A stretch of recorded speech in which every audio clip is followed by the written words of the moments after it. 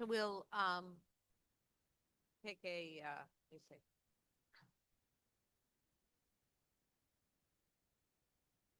Call the meeting to order and have a roll call. Mr. Donnie? Here. Ms. Handy? Ms. McCarley? Ms. McCode? Here. Ms. Brogan? Here, please join me in a flag salute, pledge of allegiance. Pledge allegiance to the flag of the nation.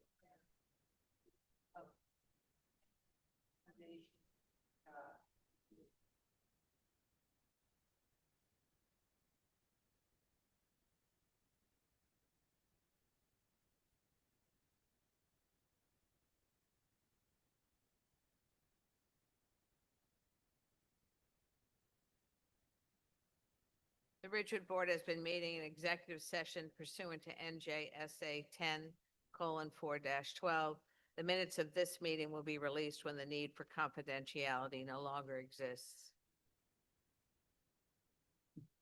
Pursuant to the requirements of the Open Public Meetings Act, advance notice has been given to the Star Ledger, the Record, and the Clerk of the Village of Ridgewood. In addition, notices were posted in the office of the Board Secretary and in all school buildings. We have some presentations. Dr. Schwartz?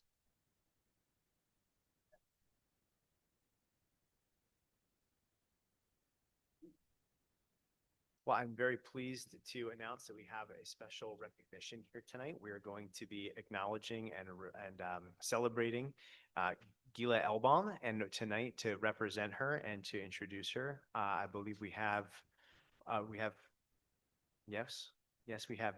our orchard principal coming up, Mrs. Mary Ferrari.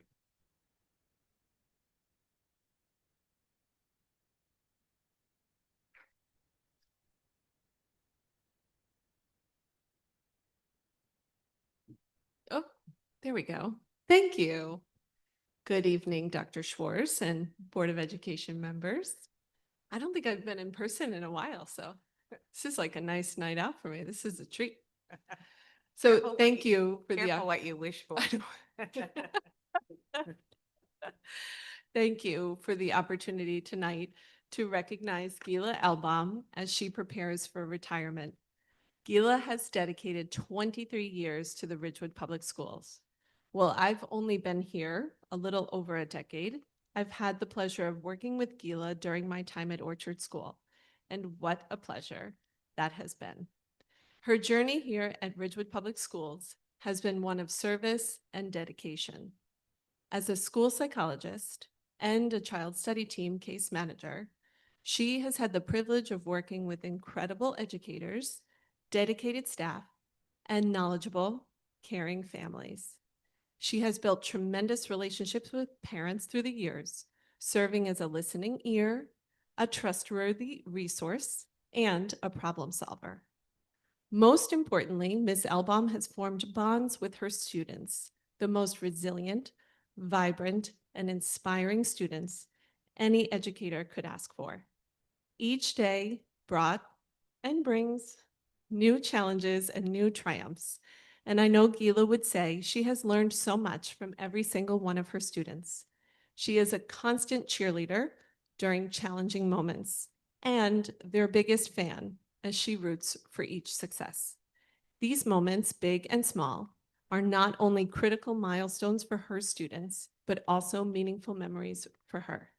Gila, you get to take all of that with you. Personally, I would like to thank Gila for her help and support to me as a school principal. Her knowledge and expertise have proven so valuable as we've worked together to solve problems, identify unique ways to support students, and consider a wide range of perspectives. She has taught me a lot about the power of a smile, a laugh, and the ability to know and laugh at yourself. Gila is serious about her students, the care she provides, the opportunities she presents for them, but most importantly, she is never too serious about Gila.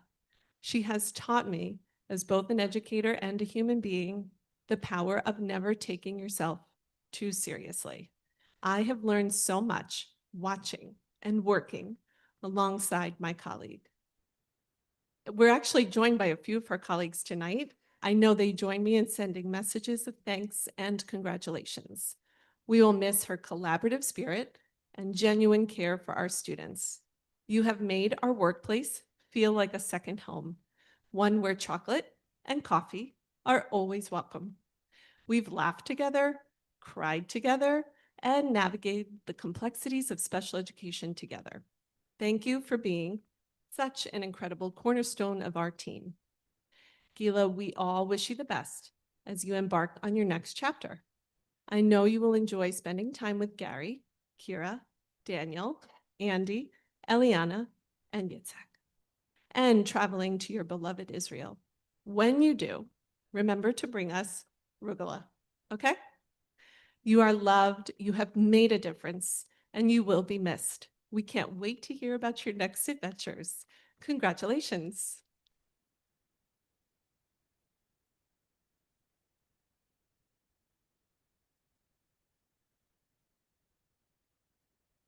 Gila, would you like to say a few things? You don't have to, but you're welcome to. You know, I came from my 20s, young, being here, really not in my twenties, but I've grown up with so many people and I really, it was a pleasure and a privilege. Thank you, Gila. And if you wouldn't mind just sticking around, we're going to do pictures if that's okay. Actually, we can do that now, if that's all right with everybody. All right, come on up, please. So, You didn't have. I don't think so. No, well, I have this one with my tabs on it, but I don't seem to have it.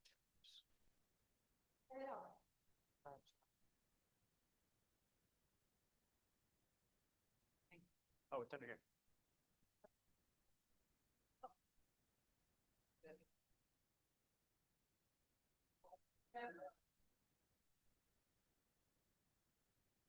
If you want to, you can go ahead.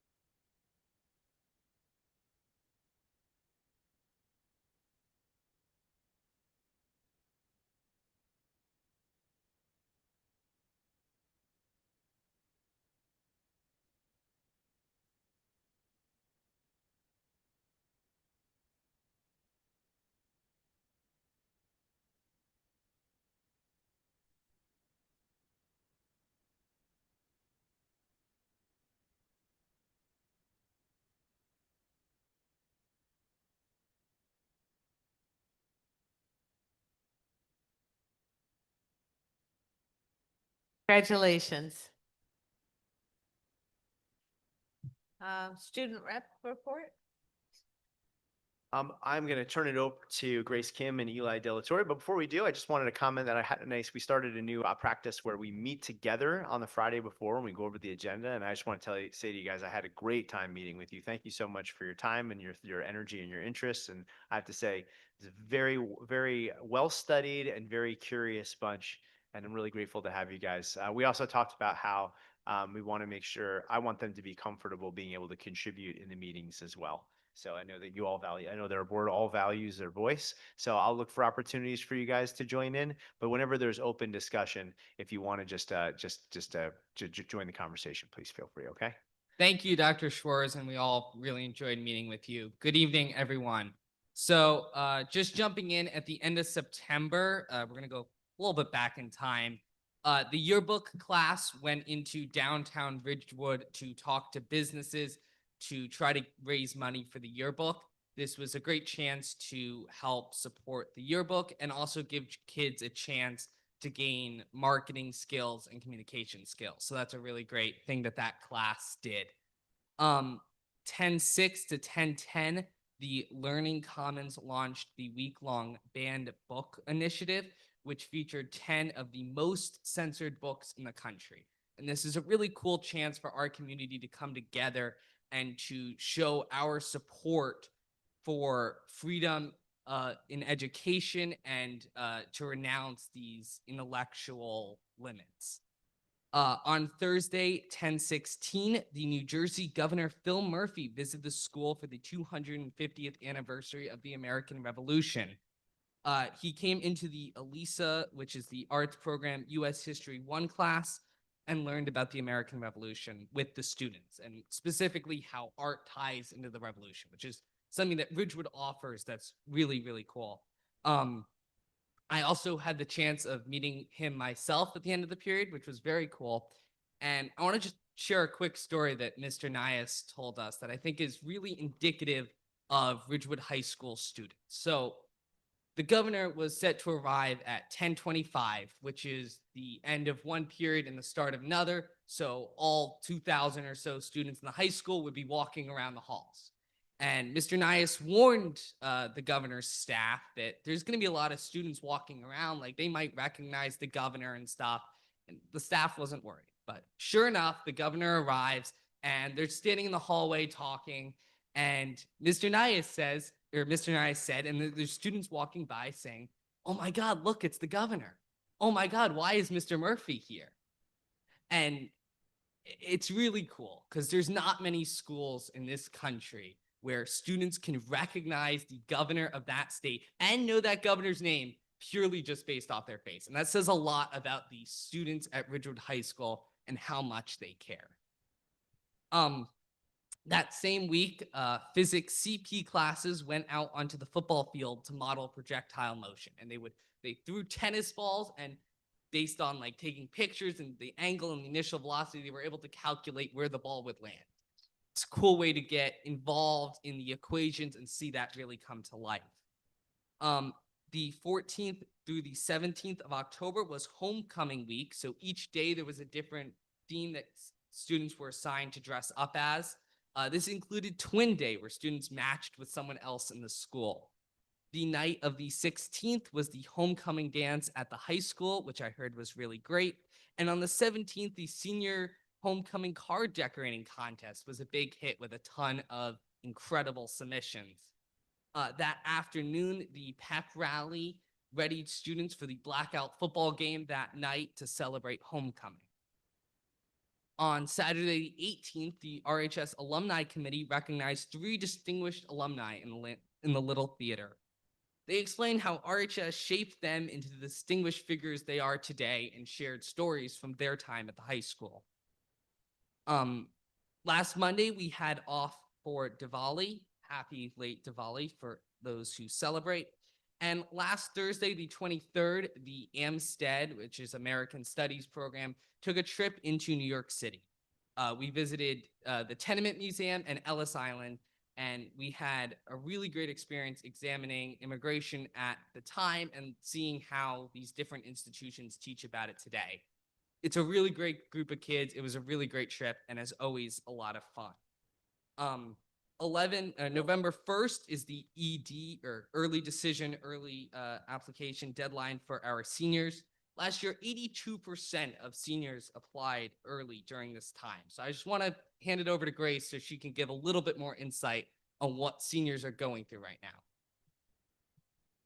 Yes, so as a senior, I would definitely not recommend this time for anyone. It's an extremely stressful period, balancing college applications, getting your recs in addition to your regular extracurriculars and schoolwork.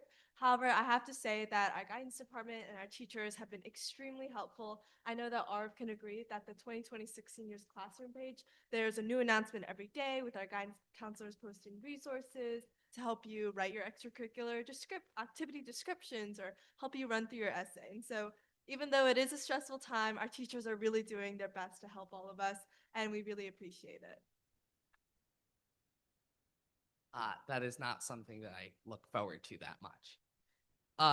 On the 5th of November, quarter 1 ends, and we will have off the 6th and 7th for teachers' conventions. That is something I look forward to. The November 12th, is the 11th grade parent meeting as students start to begin this college admissions process, and the school talks to parents about what life after RHS will look like. And I want to just finally add that October is Principal Appreciation Month and give a shout out to all of the incredible principals. We just had one in the district.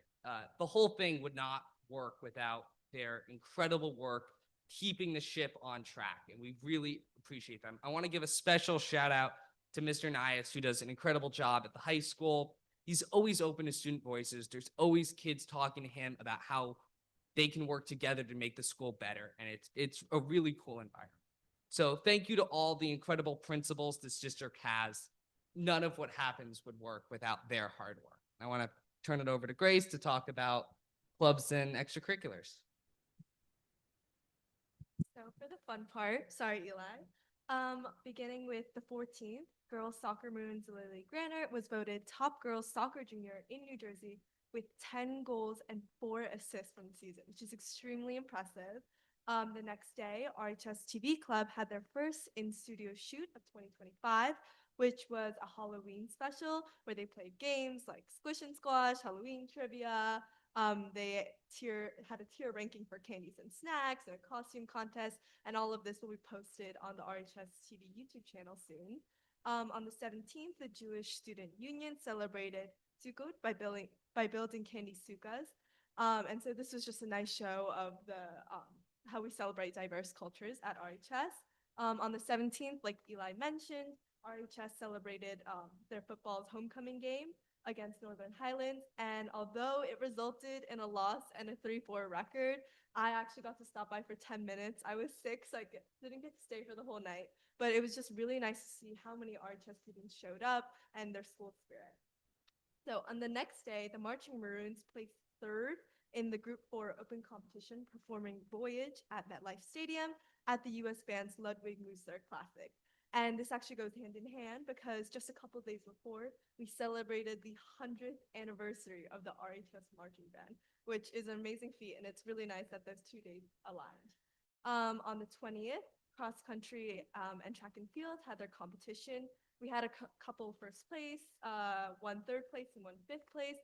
But one particular highlight was that the Ridgewood girls track and field team won the County Group A championship with a perfect sweep. And then as for the next week, RHS new players performed Emily Bronte, Teenage Necromancer by Dawn Zolidis. And most of the elementary schools were actually involved in the cast. And I'll turn it over to Eli, who actually got to watch one of the performances.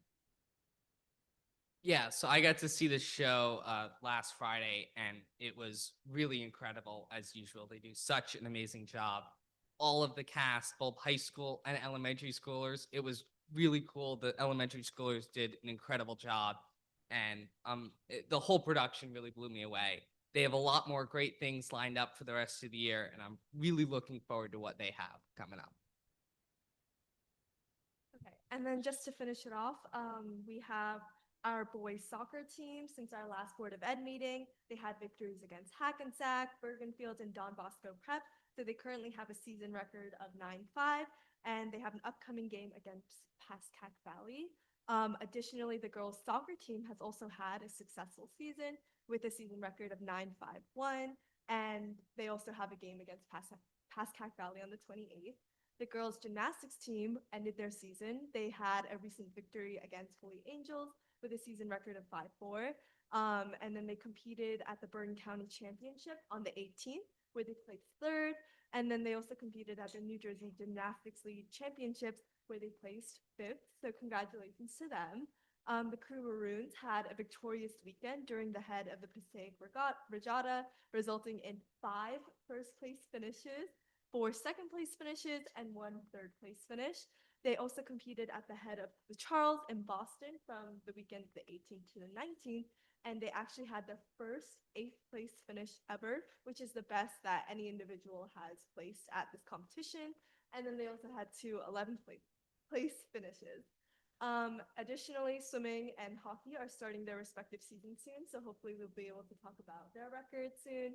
And then ending it with just 2 club notices. 10 members of the RHS Applied Engineering Club are participating in the Lewiston MIT Rail Innovation in Action Community Impact Program. So not only is it a long name, but it's also a long competition, and they'll be competing every Saturday up until December.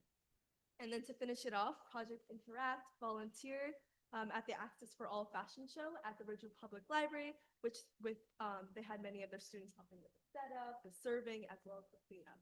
So this is just a couple of the many exciting opportunities that our students are participating in. And is there anything else? And that was it. Please let us know. Great. No questions, but this MIT grant or the competition, I think the class of 22 actually competed in that, and there was a water bottle that they designed, and they did receive some grant.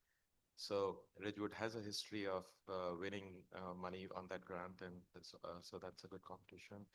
And I received a forward about a new app that was launched this week at Ridgewood. Do you want to give us some information about that? Yeah. So it's a little bit unrelated to activities going on in Ridgewood High School. But a friend and I have been working with the Chamber of Commerce for the last 2 years to promote like small business economic development. So we've been doing like marketing for a bunch of struggling small business owners. We've had the chance to work with so many businesses, and we recently launched a community development app, like a marketing channel essentially for these small businesses to promote their services, to promote their discounts. And we're in the process of working with 300 businesses right now. But yeah, a little bit unrelated, but that's just another nice thing that's going on between members of our school. Right. The reason it's related, it's Ridgewood, right? So you're just focused on Ridgewood, Yes, and the app It is is- at Ridgewood. it is called at Ridgewood, and it is an Ridgewood exclusive app. Yes. Okay. Thank you. Thank you. All right, well, we'll now go to comments from the public. I don't think there's any. Is there any public behind you? No. No. Okay, so seeing none here, I'll see if there's anyone from remote. This is just our first comment period. We'll have one at the end of the meeting.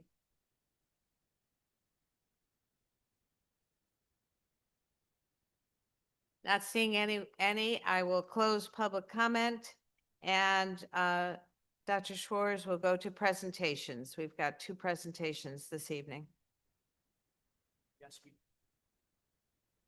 Yes, we do. And the first presentation that we have is the Spring 2025 Administration Report of the New Jersey Student Learning Assessment. I was definitely involved in the process of helping with this analysis and building this presentation.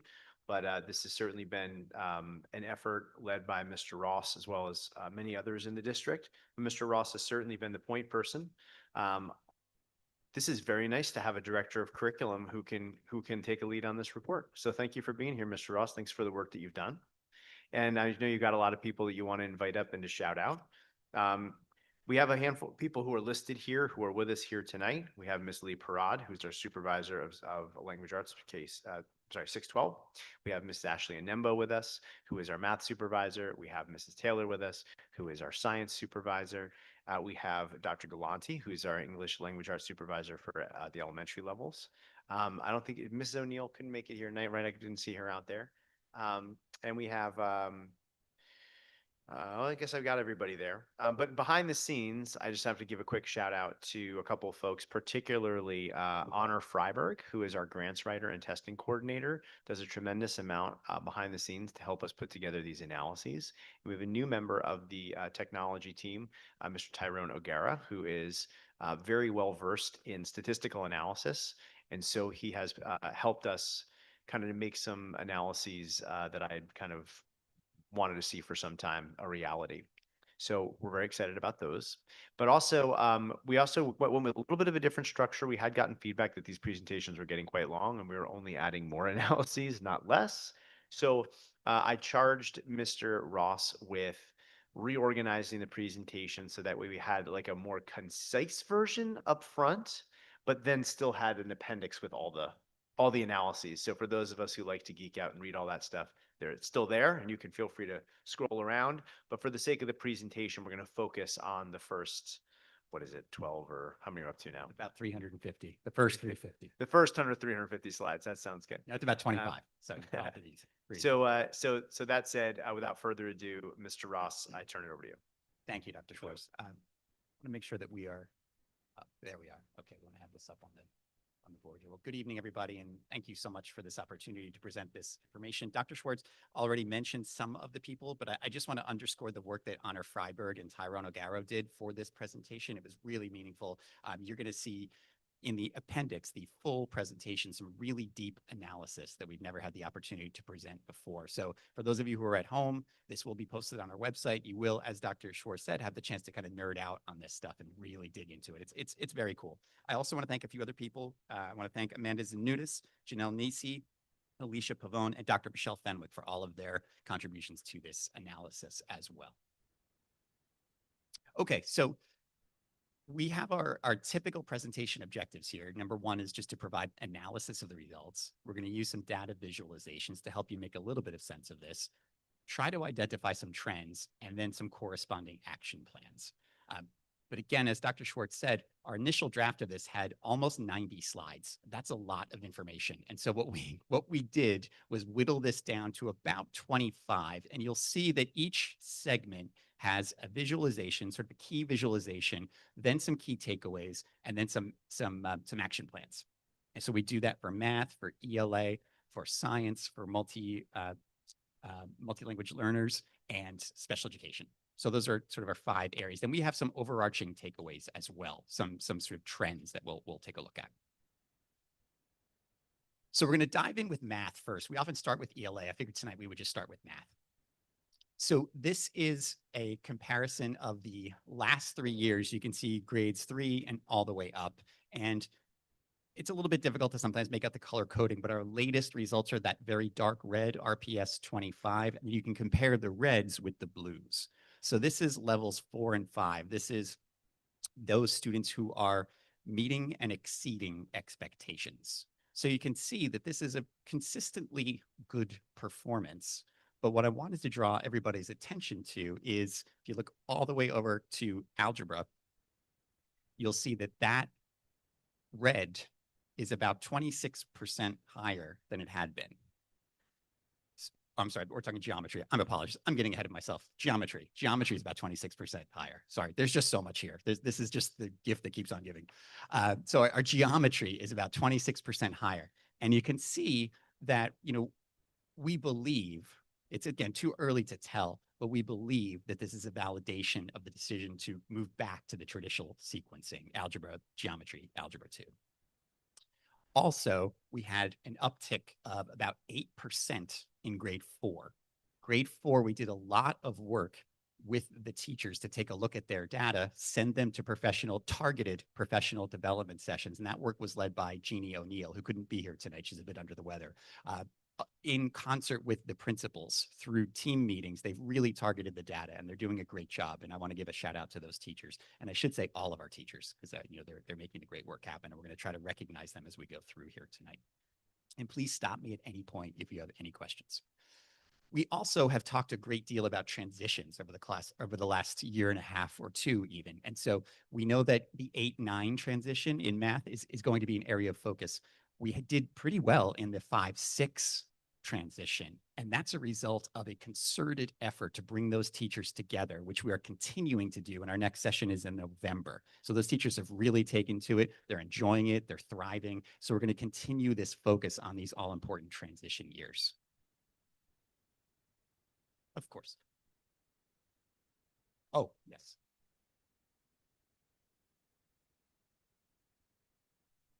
You're welcome. So here are just a couple points, things that we're doing or we're planning to do in our action plan. So as I said, we targeted grade 4 for support. We have now moved on to grades 3, 7, and 8 to try to make some inroads there in these Conquer Math PD series. And teachers have responded very well. We're really focusing on teaching conceptual understanding. So digging deeper so that students really understand, what's underneath and behind the numbers. And they're not just memorizing facts. We will continue our grade 5-6 articulation meetings, and then we're going to continue our deep dive into our various sources of data. And our supervisors here tonight have done great work in taking the Linkit data and actually seeing how it corresponds with the NGSALA data. And they're drilling down into items, and they're working with their teachers in these areas. So I want to just, again, give some kudos to our supervisors as well for their great work. As I said, this is going to be a lightning round. So if you're ready, we're going to move on to ELA. Okay. So here is the same analysis that you just saw in math. Now we're taking a look at the ELA numbers. And so this is levels 4 and 5. The red is RPS. The blue is the state. Now, one of the things I want to call to your attention, if you take a look at ELA in 2024 in grade 9, excuse me, in grade 8, and then take a look at it in grade 9, you're going to see a decline. So one of the things that we saw was that our numbers went down about 18%. While the state average went down, we went down 18%. And we believe the reason for that were some distractions that took place on the testing day. We had some conflicts, some events running that really should not have been scheduled. And we believe that they may have interfered with our testing. That they, there was a celebration of the arts. There was also a barbecue. So there was a lot going on, and we did not have the optimal testing environment. So one of the things that we're going to be doing, or we've already done this year, actually, let me go back. One of the things that we have done in our action plan is ensure that we are planning around testing accordingly and ensuring that everyone is on the same page all throughout the district, that we do not have anything conflicting with the testing environment. Some good news, we have RPS performance, again, 4 and 5, levels 4 and 5, higher than the state average, and that's been consistent. Mr. Dunn. Can I comment on that part? Please. When we moved from Secaucus to Ridgewood, in Secaucus, they used to give a 1 week, 2 week heads up about NJSLA in elementary school, and students used to prepare in the classrooms also. And when we were in Ridgewood, our first year, they were working on immigration simulation instead of during the week of NJSLA. So yeah, that aligns that the school there was no focus at that time. That NJSLA was just a side thing. Right. And the main focus was immigration simulation and drama. And all. You won't see anything like that going forward. You're going to see just, just the test, just the test, just the test. Teaching for testing, but Correct. They should be focused that day and a day Correct. before that there is a test coming in. I think that's an important distinction to Right. draw. We're not talking about changing anything in the way we teach our kids. Exactly. What we're talking about is just limiting distractions and making Exactly. sure that everyone has a quiet testing environment and, nobody is smelling hamburgers, so that's, that's pretty simple. And we're committed to doing that. And I'm not making light of it. It's just, that's very serious and it's an easy fix. Okay, I wanted to point out, we've been talking about transitions over the last couple of years. And one of the things we noticed was that in our ELA, we are noticing that the grade 5 to grade 6 transition has not really gone the way that we had hoped. And it's important to just call attention to this. So first, I'm going to just open up this doc here. And I don't know if we're really going to be able to see this too well. I apologize. We'll let you nerd out on that later. But the bottom line is that if you take a look, this is a stable cohort analysis. So if you take a look at 23, 24, those students were in grade 5. 399 students took the test in grade 5. The same 399 students took that same test, or excuse me, took the 6th grade test. In 23, 24, when they were in grade 5, 182 of those students scored at the highest level, exceeding expectations. But the following year, only 122 of those students scored at that highest level. So we lost about 60 students. Now, before we delve too deeply into this, I want to just throw out a few caveats. When you're thinking about levels, exceeding expectation is the highest level. You cannot go any higher. So that is always going to be a negative number unless it's 0. So what we're really striving for there is 0. You'd like to retain everybody at that level. And then we're thinking about moving everyone else up. But what you see here is that we lost a third of them from 23, 24 to 24, 25. And if you go back a couple of years, you see a similar trend with almost exactly the same cohort sizes. They're all in the 390s. So this does appear to be a trend. Now, there's a couple of other things we should think about too. In fifth grade, they're getting two 50-minute ELA periods. They're getting a writing period and a reading period. They're also getting some word study mixed in. And then they're coming to the middle school and they're getting a radically different schedule. They're getting, an ELA period that's about 50 minutes, and they're getting a rotating schedule. So they're not getting that instruction every day. So that's just something to think about as you think about this. However, that doesn't change the trend. And I will show you this one area. I know it's not really going to be ideal for our purposes here tonight, but I want to show you that we are. Mr. Ross, guys, can you just make that full screen just to make it a little bit bigger for us? You just maximize your window at least. And then where possible, if you can hit. Yeah, I don't know if I can make it any bigger. Control plus. Thank you. Okay, perfect. All right, that's about as large as I can make it. I apologize. So this is current grade 7, current grade 8, and current grade 9. So these are just the numbers behind that. And while we were looking at levels before, now you can actually see the scaled scores. So the students who were in 5th grade in 23-24, again, it's that same 182 students, they had a scaled score average at that exceeding level of 819. The following year, that same group of students had an average of 800. So they lost 19 points. You take a look at the bottom of that top chart, our students at the bottom are actually moving up. Now, again, remember, if you had an 850, you have nowhere to go except 850. So it's important to note that, again, that number is always going to be a negative, but we want it closer to 0 is what we're saying here.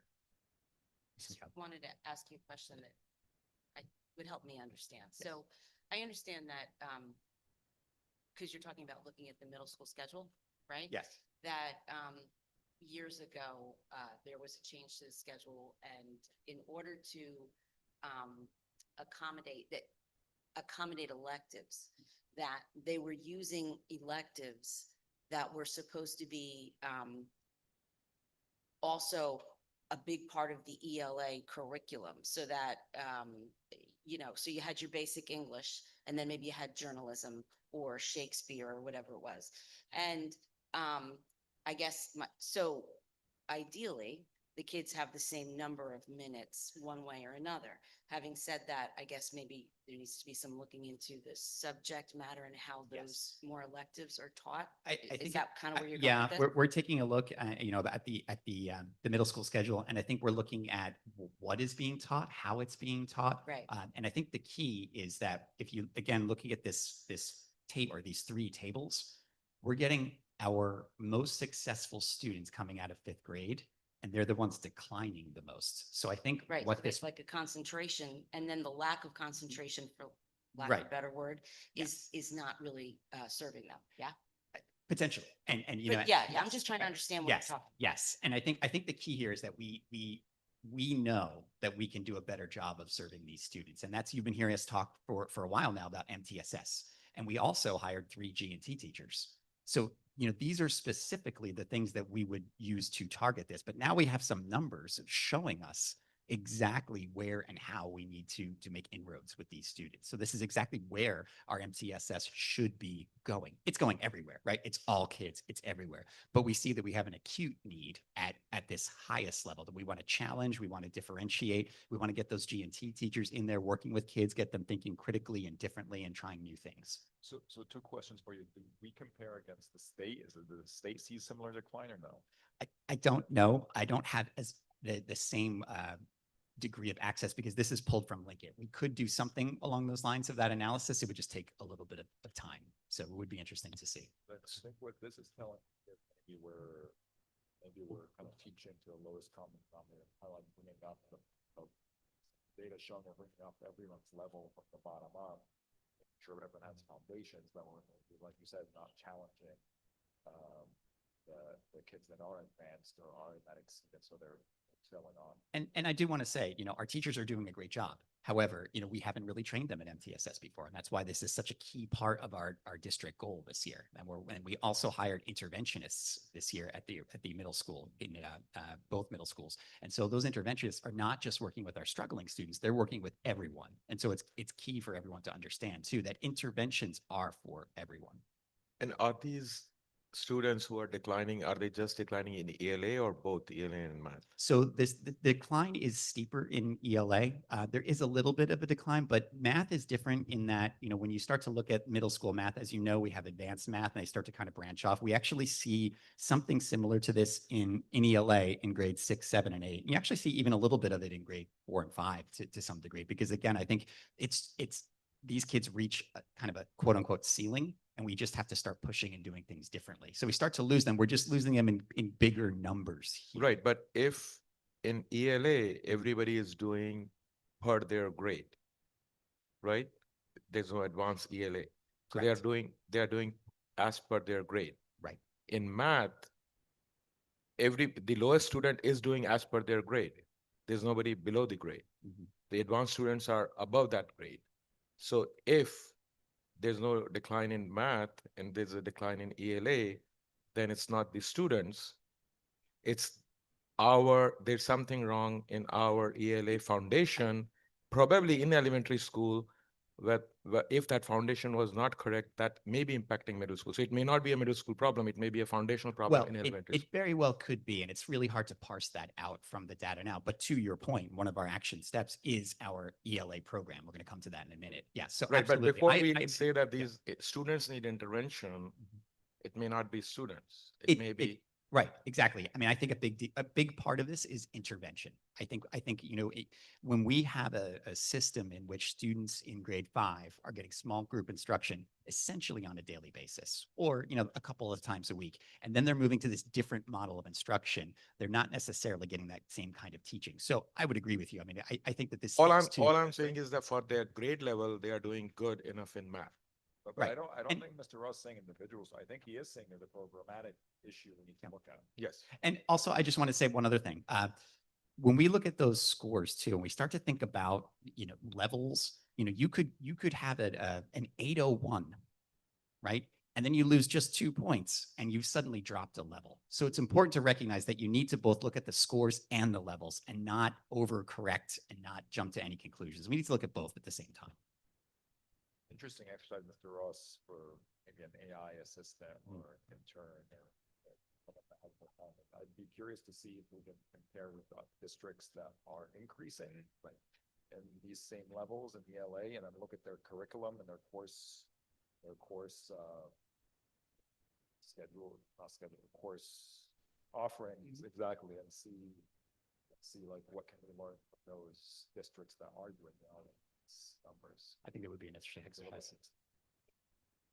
Right. It would just be interesting to see. And it's hard to know for sure if that's causal, and you probably wouldn't be able to determine that, but it's certainly an interesting exercise. Yes. All right, I'm going to go back to this here. So part of our action plan, as I mentioned, when we're thinking about testing situations, just having clear expectations about what a testing environment should be. We've already had that conversation numerous times, and everyone is on board. The next bullet is something that our ELA supervisors have been doing and doing a great job.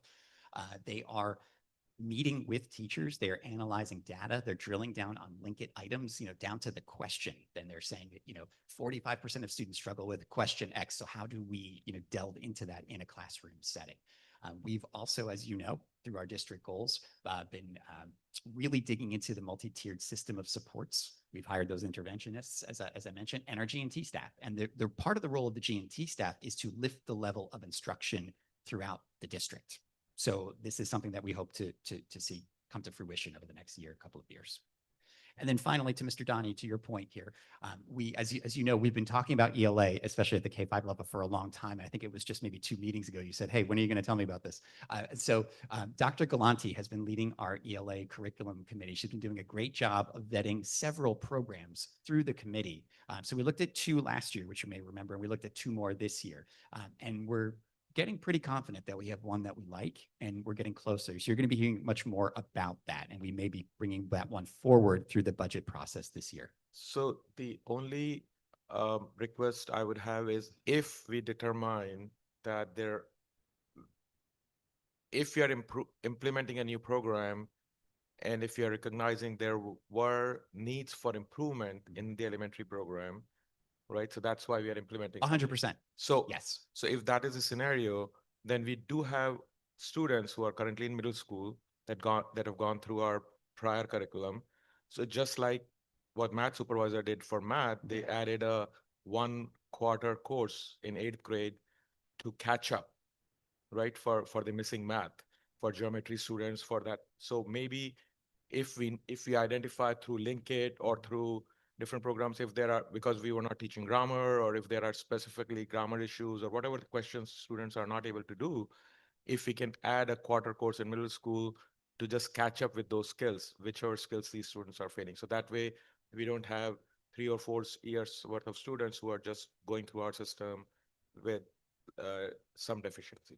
Right. No, I know exactly what you're saying. And I want to also just say, I think again, our teachers are doing a good job, but we're learning much more about how we were teaching at the elementary level, just getting more data to give us a better sense of the best evidence supported methodologies. And so, but to your point, we'll continue to look at the data and see how we can best support our students. Yes, in the middle school. So Correct. those who Going are forward. those who are not getting benefit of this new program, right? Correct. Who did not get that benefit. And that's precisely where, again, the MTSS process comes in and the data analysis of Linkit comes in. To your point, we can really drill down and see what this, particular standards are where those Right. kids need help, and we'll Thank you. continue to do so. Thank you. Okay, we're going to go on to science now. A key distinction with science is that there are only 4 levels of performance. So it's 1 through 4. You can see here that are, again, the red versus the blue. Ridgewood's doing above the state level. This one is interesting. So if you take a look at our grade 11 science, there was a bit of an anomaly this year. So you see we're trending up, which is great news. What's interesting is that we had a significant decrease in the number of students who took the test in grade 11. So it went down approximately 46%. Essentially, they refused the testing, right? You can't opt out, right? But you can refuse. And those who did take the test took it very seriously. So they went up 8%. And what's interesting is that we believe that many of those who did not take the test did not take it because they were focusing more on their APs. So many of our top performing students didn't take it. And then those who did sat down and they did really well. Now, again, that's an anomaly, and we still think it's very important for all of our kids to take the test, and we'll continue to hammer home that message. And that's part of our action plan here. So our supervisor, Ms. Taylor, and our teachers will continue to remind students that we want them to sit for the test, that these tests do matter. They inform, how we learn more about our students in our program. It is a little bit different from the other disciplines in that we don't get evidence statements, so we can't necessarily pinpoint things in the same way that we can in math and ELA. But again, we still want to see how they're doing. And then our supervisors, or I should say our K-5 supervisor, Ms. O'Neill, will continue to find ways to maximize the value of that science period at the elementary level, because our elementary schedule's a bit tight. But sure.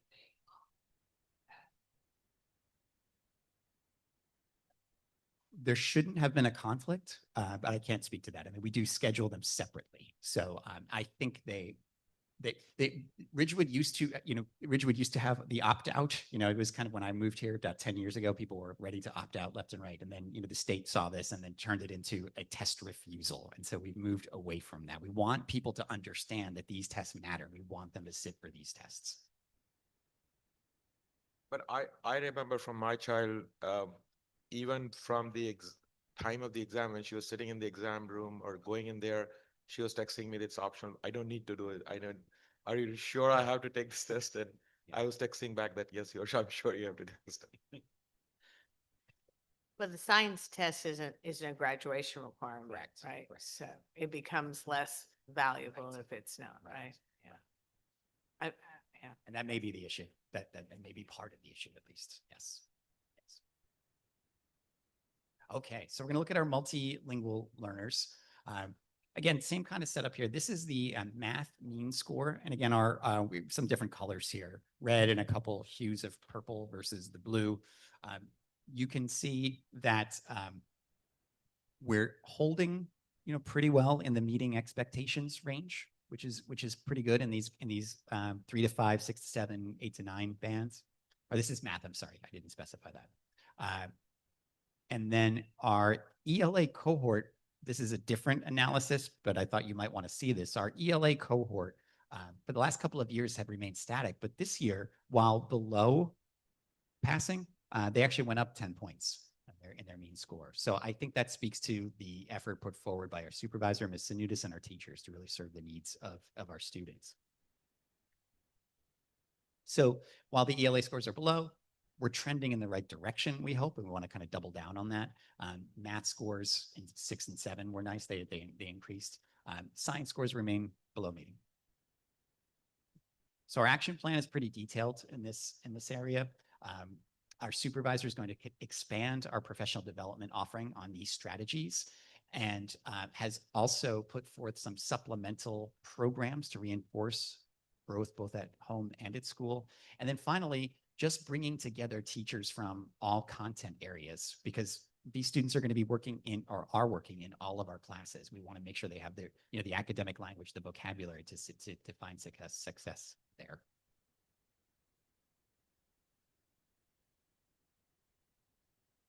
Okay, and our last of our 5 main entries is special education. So you can see here, and again, we're looking at our IEP students, Ridgewood IEP students versus state students. So all of our students are in the red, or the red bar, and then we are looking at the green versus the blue. So that you can see that our NJSLA ELA scores are above the state average, grades 3 through 9. And we know this test is challenging for our students. So again, we're very proud of their efforts. Here is the map. You can see up through 2025, that dark green where we are. And again, above the state there.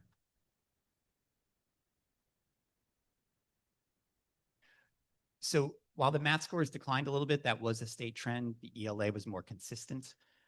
It's difficult many times to drill down to a particular trend because there is so much variability within the different cohorts and subgroups. And so we really believe that a deeper analysis is needed. And this corresponds with a board goal to really dig into special education. And we plan on doing that.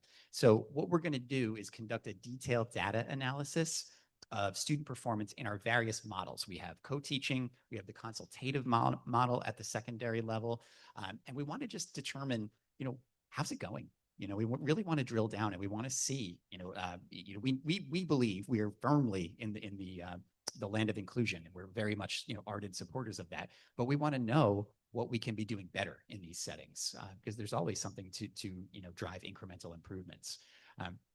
The next bullet is all about identifying subject-specific interventions so that our special education teachers and our general education teachers are working together to find things that are going to work for all of our students. So we're going to be taking some time to delve into this. It's quite possible that we would bring this forward at the state of special education presentation, but my recommendation would be to put that presentation off for a while because I'd really like to have some time to dig into the data. So we'll talk about that at a later date, but if we can push that off and really give you more to digest, I think that would be more beneficial for the board and for our community. All right, now we mentioned Mr. Tyrone O'Garo. He did some really cool analyses, and I just put a couple of them in here. This actually, I think we have a principal who is a steadfast believer in time on test, a couple of them. And so, oh no, I touched the computer. I apologize. That was it. That was the hook. It's been nice working with all of you. There it is. Okay. Okay. So, it might seem like common sense that more time on test yields better results, but it's nice to have some evidence that actually supports that. And so Tyrone O'Garo took a look at this for ELA and math and did find this linear relationship. So this is ELA. And this next scattergram is math. And you see a slightly stronger correlation in ELA than math, but it's 0.54 and 0.4. So what does that mean? Couple of takeaways. Time on test matters. So when you take a look at additional time that students spent on testing, scale scores averaged approximately an additional 0.5 for every additional minute. And just to kind of break this down, it's the difference between just kind of clicking through rapidly and then kind of slowing down, taking a breath, rereading the question, double checking your work, all of the things that we always remind our students of. The same thing I say to my second grader every night when he's on his math homework, but just take a little bit more time. And then the second thing, and I didn't show the graphics here because there's just too many of them, but when we look at the amount of time that our students spent on the test, when we have kids in all the groups spending around the same time, you see that our IEP students and our economically disadvantaged students are scoring much lower. Now, again, I want to go back to that IEP caveat. We know that our students struggle on these tests, so this is sort of, again, something to expect. But the -26 and -19 in economically disadvantaged, again, we kind of knew that, but it's nice to have something specific now to say, here is the actual effect of that. So what we're taking a look at is, number one, reinforcing the importance of time on tests. So saying this to kids in advance of the test, give it your all, eat a breakfast, right? And don't just zoom through this test. We're going to give you that 120 minutes, say. We want you to use what you need to use. And then the second one is to have all of our supervisors, general ed, special ed, everybody coming together to take a look at what might be appropriate interventions for IEP students and economically disadvantaged students to see, again, we make some incremental progress in these areas? What can we do to help these students? I just want to make sure I understood what you said. So the prior slide said that when our economically disadvantaged students spend the same amount of time on a test as a non-economically disadvantaged student, Correct. they still score X% About lower. 20 to 25%, depending on the So, test. so we know that there's something more There's there. something more than just Right. the time on test there. That's Okay. what, so yeah. Yeah, that's a very big question, and Yes. I applaud that we've identified it and that we want to address it as much as we can. I think that's fantastic, that we know to do that. But it's a big question. Okay, thank you. Thank you. Ms. Ann. Correct. Yes. We have a time on test for every student who takes it. We have that also for Link It, so we can see if a kid took, 33 questions in 9 minutes or, actually took the allotted time. Correct. Yeah. And, there are some variables here, right? And we have to take out some outliers, right? There are students who get extra time, and so we have to take a look at that. And so when you control for those outliers, this is what you see. We've removed some of those outliers. Yeah. The student who just clicks through and does everything in 4 minutes, or the student who's taking, a couple hundred minutes.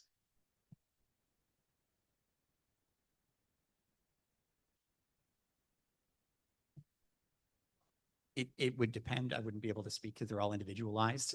And also too, you can have the extra time and not necessarily use the extra time. So that's, I think, an important thing to stress too. No matter how much time you have allotted, we want you to take advantage of it. And that's really the key. So, sorry, go ahead. I just had one more question, and I might be getting too much in the weeds, so I'm going to apologize. in That's advance. okay. But in terms of, because I'm fascinated by identifying what it is that drives, I think IEPs and economically disadvantaged are different. Yes, very much. Yes. And I guess my question is it possible to compare the test scores of who we've identified as economically disadvantaged, as we define it, right, to their grades, to get some insight there? I mean, I guess my mind is just going, but that might be one way to see, to start Exactly. where to go, right? Yeah. So, and I'm definitely getting too much in the weeds. No, so not at all. You Not can at all. put me on your committee and, that'll be hours You're and in. hours. You're in. Thank you. Thank you. Thank you so much for that. Appreciate your patience. Thank you. Mr. Ross, Yeah. the Link It test, are they simulation of NJSLA in terms of complete test, or are they partial? So Some questions. they are predictive. And what we've seen is that the math test is more predictive than the ELA test. In terms of the numbers of questions, they're shorter. We've got 60 minutes and 45 minutes, so they're not as long as but they're also remember, they're taking them 3 times over the course of the year. So taking a fall, a winter, and a spring. Right. So, but with the technology that we have now, link it, is there an opportunity here to provide our students full length tests simulating so if NJSLA is, I don't know how long it is, if it's 60-minute NJSLA, can we do 2 or 3 tests in a year that are 60 minutes? And if some students are otherwise getting good grades in classwork, but on those tests not performing, and if we know that given more time, they can perform better, can we repeat that a different set of questions for those students with a longer duration time and help identifying IEP? Because not every parent may even know, and I'm telling from a lot of immigrant parents' experience, that the time and a half is an option. Because a lot of us grew up assuming that if you're not able to do the test in the time, then you need to practice more. So practice makes you perfect. So if you practice, then if you have like the mindset that I have, if my kids come and tell me that I was not able to complete the test in time, I would say you needed to practice 100 more questions. So that way in the exam, if you have seen 60 already, then you are only working on 40 questions. So I don't even think, and I was on board for 4 years or 5 years when I knew that time and a half is even an option for some students. So both of my kids completed Ridgewood before even knowing that option, right? So if we are identifying some students in 8th grade, 9th grade, when they actually go to high school, then we identify when it becomes more difficult that they may need time and a half as an option, an IEP. So we may be able to identify that much earlier if we have this technology now, and if we know that this problem exists. Well, I think, we don't use the technology to determine whether or not a student needs that extra time. And we have child study teams. We have an immersive process to learn about our learners before they are classified. But that only your point- happens if the parents come to us. No, we have a legal obligation in child find. I mean, No, I know a lot of multiple examples in Ridgewood where the students were identified in 10th grade or 11th grade or going after Ridgewood, that they were not identified in Ridgewood proactively by Ridgewood. So I don't think we have a process where we can identify absolutely. that this student may need time and a half. How Well, do we identify that? What we don't identify students through the lens of whether or not they need extra time. What we do look at is how our students are performing in school and try to determine, if there is, less than. But that time portion is not, unless there is a simulation test. I think that's How a would different we issue. know that, right? I think Yeah. I think that's a different issue. I mean, if you're talking about the repetition that builds stamina. No, I'm talking about students who may need more time to complete these long tests. Right. Who have attention issues, who may not be able to complete a test in 60 minutes and who may need 80 minutes. Because in our regular day-to-day education, probably we don't have that scenario. We are not simulating that. We don't identify that unless these students have to take longer tests in high school. Well, they are taking full period tests at times where they might need extra time, and that would be guaranteed by an IEP or a 504, depending on the student. But it's But something when are they taking that before reaching to high school, and how are we identifying that? I mean, all the way through. When we classify for a child for an IEP, we look at their processing speed, we look at their understanding of language, and we look at other cognitive areas as well as academic areas to determine, is that profile a profile that might Right, so that by require- that time, somebody has pointed out that this child needs to be evaluated for IEP. Sure. I'm talking about proactively, that without somebody raising that as a question, if giving them more time, if they are able to do it better, is there an inherent need there for that Well, child? I think we are I think you're coming at this, if I'm understanding correctly, you're talking about just generally supporting students and identifying the students who have needs. We do have a child find obligation to identify. So those how do we students. do that for this specific scenario? Well, we do it, we don't do it, and quite frankly, we don't do it for time on test. What we do it for, as Dr. Fenwick was saying, is to find students who have a learning profile who need assistance, who are not performing at grade level, whatever the standard may be, right? We have a legal obligation to offer But if support it's through an- interventions. We might have to refer to child study team, so I mean, we do this the moment they walk in the door, and even before. We have an obligation when they're 3 years old. But if it's an attention deficit, if it's an attention issue where they cannot focus for a longer duration of time, and if our tests are not simulating that scenario, we have no way to identify that. I think also too, there's a distinction between a student who hasn't had exposure to a 2-hour test that's Right. on a computer versus someone who might have a specific learning disability or ADHD. Those are completely different, scenarios. So I think to your point, if we're talking about exposing kids to more online testing, there are vehicles out there for doing that. But the only thing that I would caution is, you take our current 6th grade as an example. We've got a lot of testing going on. I'm We've not got- talking about online testing. I'm talking about longer testing. Tanay. Okay. Yeah, I think just to help bridge the gap here in conversation, I think the question, if I'm hearing you correctly, has more to do with, how do we figure out if a kid would benefit from more time? Meaning like they're not demonstrating their full capacity because they're running out of Correct. time. So I just, And that I may think- have an inheritance Yeah. ADHD, which we Yeah. are not identifying. So what I would say is that, in all my experience working in the classroom, if we see, that's one of the criteria by which we would refer a student to the INRS process, which is something that already exists. So we're looking to build on top of that with the MTSS program. But if any teacher observes that a student is struggling to actually perform within that test time and that their grade is suffering as a result of that, that would be one of the criteria by which we would refer for an INRS referral. And Okay, that- my last point on that. Because your question is about ADHD, right? No, my question is i- whether there's no opportunity for that teacher to observe that if we don't have that full length or longer duration simulation tests. If we only have quizzes and smaller tests, we have shorter amount of time. So there's no opportunity for this teacher to observe Okay, I understand that what you're the saying. student has But an if there- attention issue for a longer test and they need to be referred. I understand. I think that we'd have to be careful because again, we're starting these tests in 3rd grade and we actually start linking it in 2nd grade.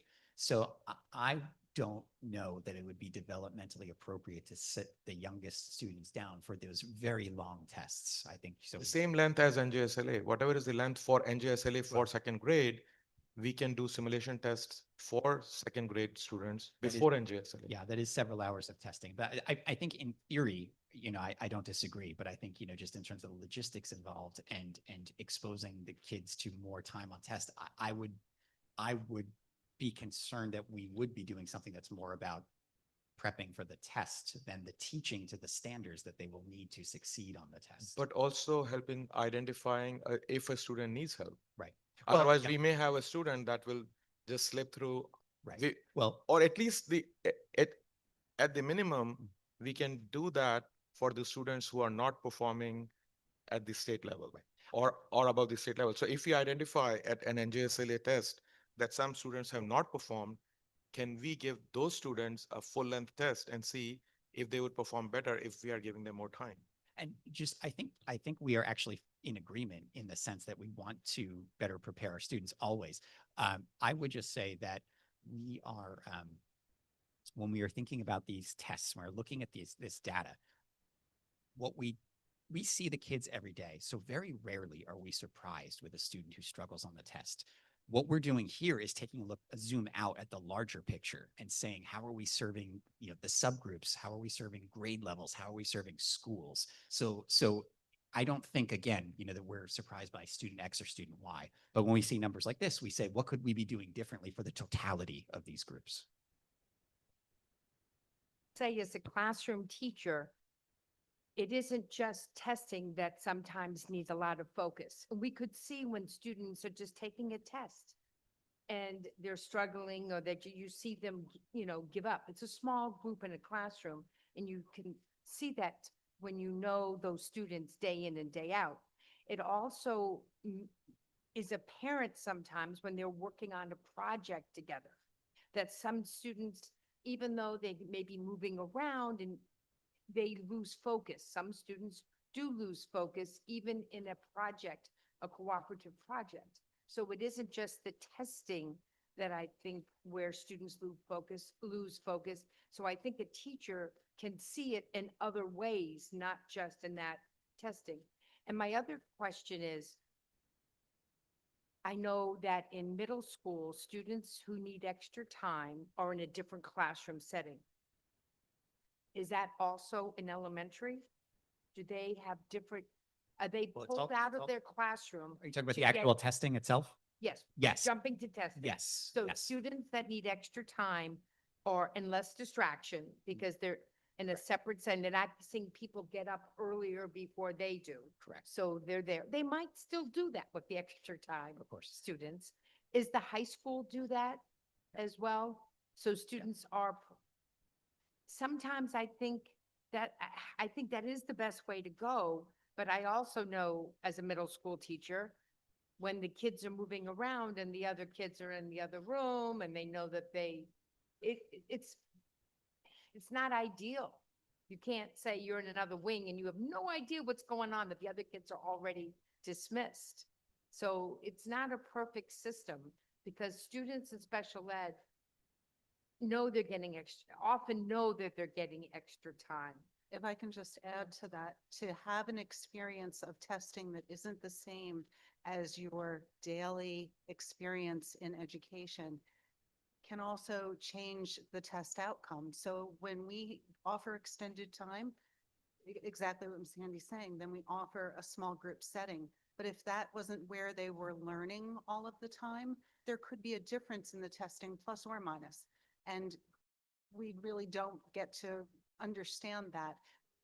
And truly, the IEP should be matching whatever those test accommodations are. That should be the daily practice. Okay, so promise my last question on that. Do we have students in high school that we are identifying as ADHD and needing extra time? Yes. That they are being identified for the first time in high school, once they reach 10th grade?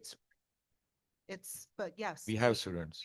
And those students have gone through Ridgewood schools throughout without being identified. They could So, be a can I- 504. They Right, so they may have, place, No, but. before Or getting to high school, maybe, right, before getting to before high they school. get into high school, right? If they There were, may be a point in time where they get to high school where it's first being observed as having an academic impact. And I think that's the difference of what we're talking about here. so because there It's is, not that we do not know that the students may have ADHD as a diagnosis. They may have had accommodations or modifications earlier on in their educational career. no, without accommodation, without diagnosis. I'm talking about the first, May not have been a need until they get to high school, as far as 504 is concerned. not 504. My question is, first time these students are being identified at high school level and they were missed at middle school level, not identified. I wouldn't call it miss. Yeah. I would say there are occasions when we identify a child later, but exactly what we're saying. If it's not having an educational impact, if we're not seeing that impact, then they would continue to get support in the general ed setting, which So- they're afforded. There's Right, so nothing wrong with they are not seeing that impact. the ninth grade teacher giving additional time if they. They're see not that seeing that impact student- because they are not being challenged. They are Oh. only seeing that impact at high school level when they do get to that challenging environment or a longer test duration. I That's don't what know, they're. I don't know that we can say that they're not being challenged. I think there are some Okay. kids who are being challenged and then they will reach a threshold at which that ADHD or, anything else could suddenly start to interfere a bit with, I'm sorry. Correct. Able to compensate and to do other things. But that's sort of what all adults go through. You compensate for different issues, whatever it may be, problems at home, or not getting enough sleep, or doing too many sports, and they're exhausted, they compensate. And I do think that a little bit of this plays into that. And I've had students with a lot of ADHD who have done wonderfully academically.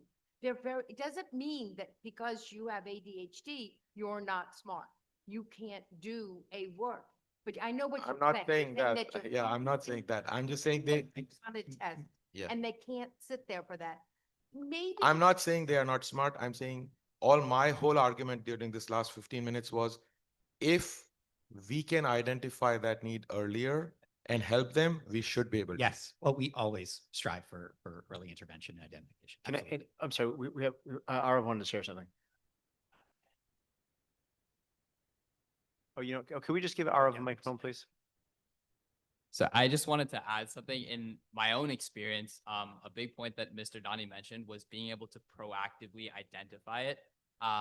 And I personally know two students who have made it to the 10th, the 11th grade level, struggling kind of throughout middle school, but it just hadn't been identified. And I think there are methods of identifying it, right? We've mentioned, testing. We've mentioned the teacher being able to see it. We've mentioned the parent, but I think there should be a greater level of investment or looking into that proactive methods of identifying when a student does need an IEP before they're actually struggling, because we don't want to, wait for the problem to happen and then take action. We want to be proactive with it, and kind of solve the impact before it's firmly rooted. So that might be something I think is personally worth looking into, just based on me personally seeing two kind of friends of mine having that issue of late identification.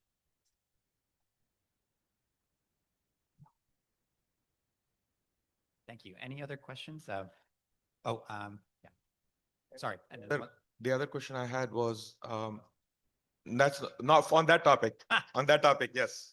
On that topic, it was the last one.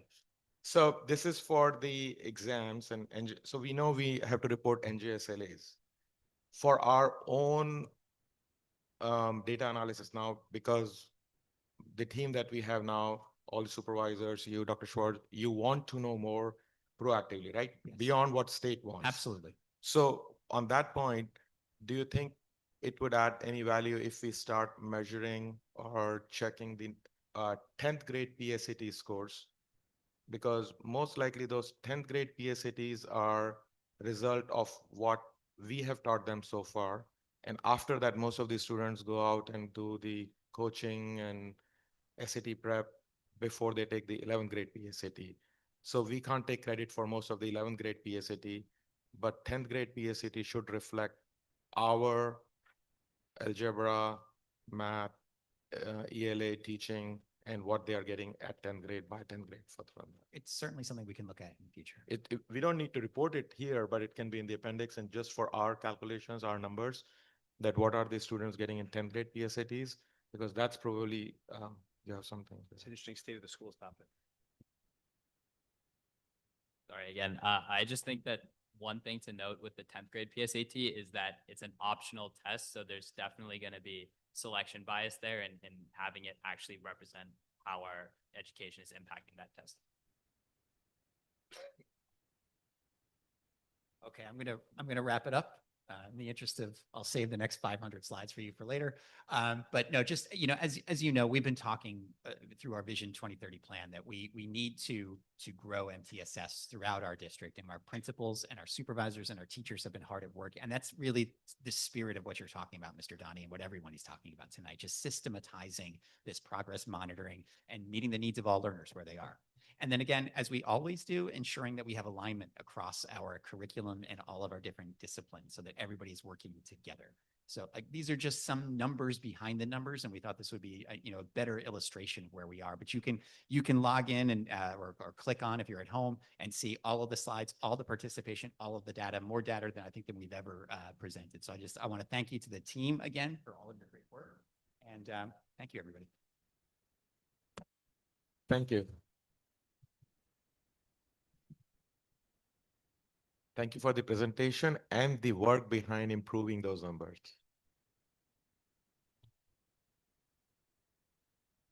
Thank you. We'll look to the state of the schools, because the test scores are important, but they're not the sole arbiter of how we're doing in our schools. So, it's multiple data points that we want to look at to see if we are meeting the needs of our students. So. All right. We're still in presentations, if you like. We are. Mm-hmm. Thank you again, Mr. Ross. Appreciate your time. And students, did you have anything else you want to add? Arv, thank you for jumping in, but I didn't want to, I want to make sure that you all felt welcome to contribute. Yeah, the only thing I can think of is just when looking at the Linkit data, it's a shorter test. It's also a test that takes place in the classroom, right? I've had teachers actually assign that test as homework. So I'm a lot less likely to take the full time and to take it as seriously when I'm taking it at home or when I'm taking it in a classroom than if I'm taking it in a different setting like Dan just said. So when looking at that data, I think it'd be important to really remember the circumstances that it's being done under. And just another note that you can't submit the test until the time is up. You can just kind of sit on that last screen. I think there was a question about that maybe. Do you have anything? Thank you. And I think one thing that we didn't talk, well, maybe you did talk about when I stepped out earlier, but is that the NGSLA is no more. So So everything so we we're did having- tonight was we just off. had this whole conversation Yeah. and that's it. And We're done. yeah, So yeah. Important data point on in slide one. And that's the thing. I mean, when we will revisit this obviously for the next iteration, but it's going to be apples and oranges. So we just don't know what that's going to it look like yet. Yeah, but- I mean, there's going to be some sort of a spread of performance. There's going to be some sort of centralized scaling and norming from the state. It is going to be an adaptive assessment, which I think is a more ethical assessment. And in the world that we live in, and adaptive assessments are everywhere.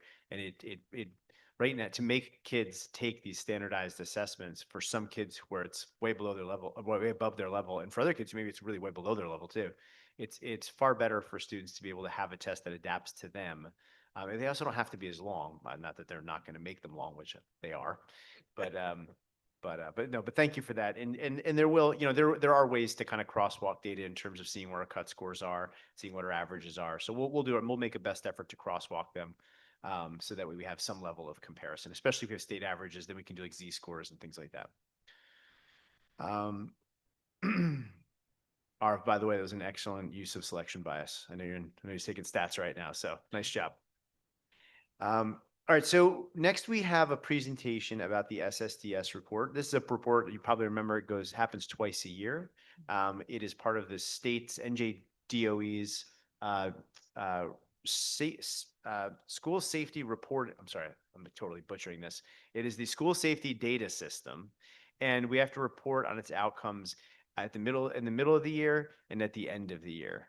So Ms. Carr, if you wouldn't mind coming up, Ms. Carr has stepped up to be our SSDS data reporter. So she works closely with my assistant, Lucy Papa-Michael, and they comb through our data a couple times a year and keep track of a variety of important safety matters and do some analysis for us. So last time around was Ms. Carr's first time, and she did a nice job of putting together some slides, and we were able to update those slides to kind of take a look at our trend analysis. So without further ado, Ms. Carr, we will turn it over to you.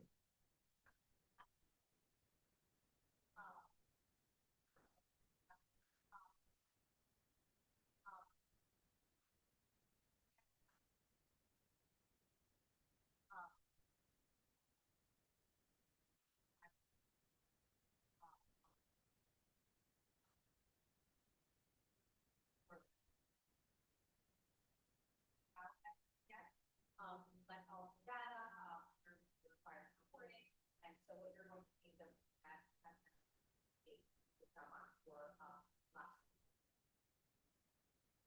So we collected period, I back go with this for period one, and so this report is going to be for the entire school year. So here you have the information from kind of 5 years. So we got 2021. As we move away from 2020, you're going to see the chart profile different. Obviously, 2020, 21 was not normal school year, so our data is a little bit weird from that year. But then you'll see it kind of levels out over the last school year, 21, 22, all around 8 looks like. Here, I know that the raw numbers on the side total. So last year we had total number of schools. Oh. I speak so loudly, I didn't realize it wasn't working. Sorry. So here's our trend analysis. You can see the biggest spike last year was in that green one in violence. Not last year, sorry, the year before. And then last year, you can see that came down quite a bit. Just to speak on that a little bit, Dr. Schwartz and I had a lot of conversations about that. We weren't sure if maybe the reporting, the way that it was being reported was actually being logged as violence when it should have been classified under another category, because that is very rare for us to have that many incidents. And then last year, you see it kind of level out and become a little bit more normed. And here are our incidents by school. As you see, the elementary schools are significantly lower with 8 of the total incidents, and the secondary levels had 38 of the total incidents. And so again, this includes violence, vandalism, substances, weapons, and all the confirmed HIVs.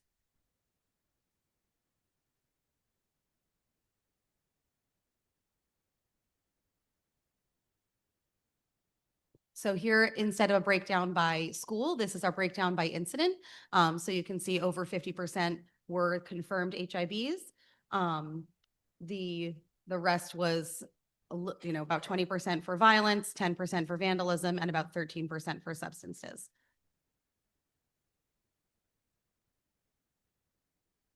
And while we do report I should mention that, while we do report the alleged HIVs, they don't count towards the total for anything. So here's the breakdown for the high school. So about 5 violence, 5 vandalism, 6 substances, 3 HIV confirmed. And then there were some alleged. Again, those 8 alleged don't count towards the total. Here's the total for BF.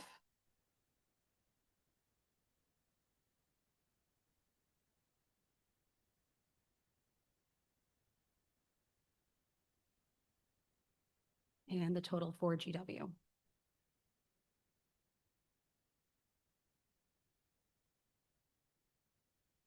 And this is the breakdown of all of the incidents over the last 5 years, just the numbers for you.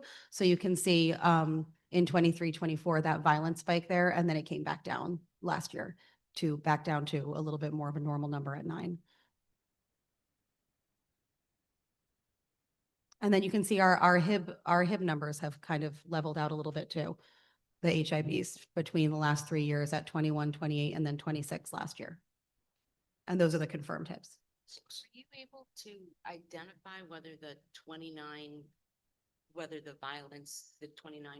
incidences in 23, 24 were in fact violent? Because you were indicating that you thought perhaps they've been mischaracterized.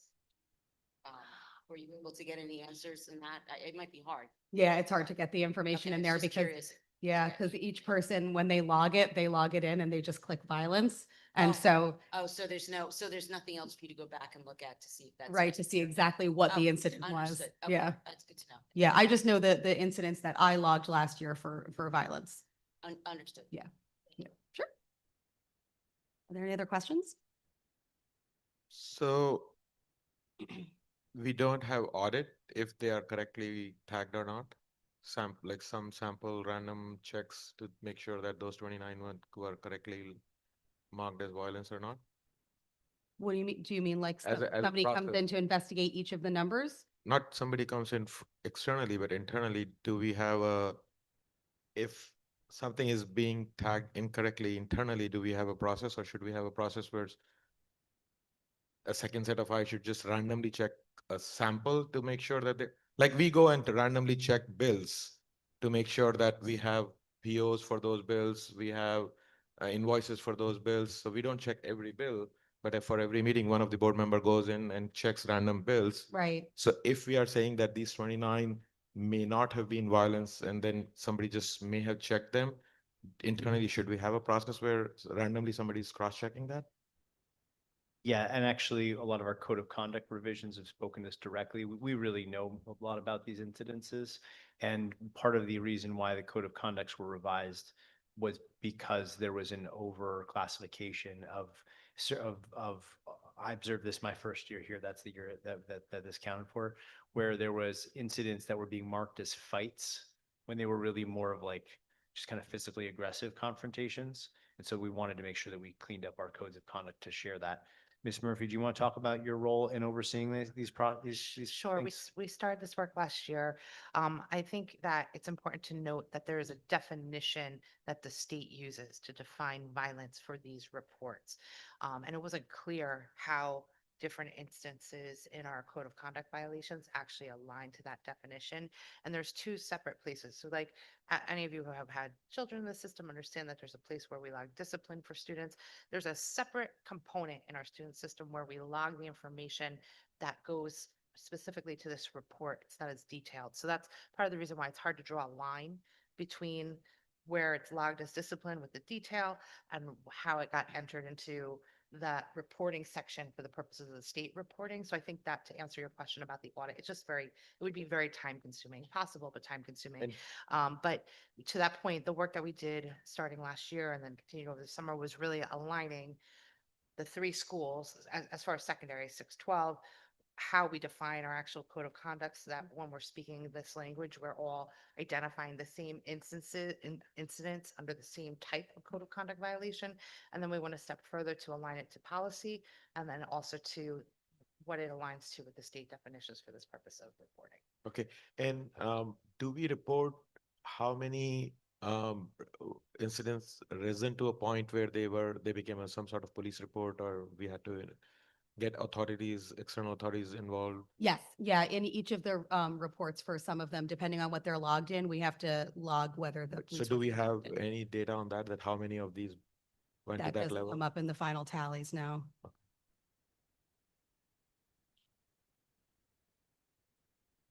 The tallies are incidents and not necessarily students. So it's not 26 students, but it's 26 incident. It could be, one student could be involved in multiple ones, right? Yes, Or it could be a group of students and then that becomes an incident, right? involved in one of them, yes. Thank- Great, thank you.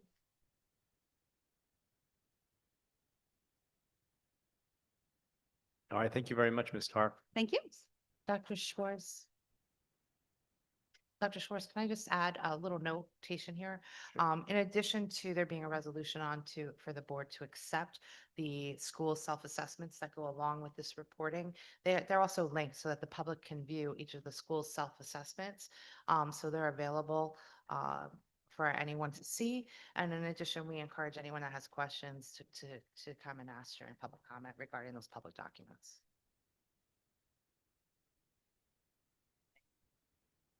Okay, we'll move on. Superintendent report.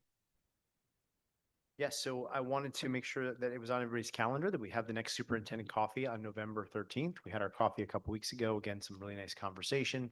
That's a really important place for us to reiterate the things that are going on here, but also to give folks from the community a chance to engage in more open dialogue.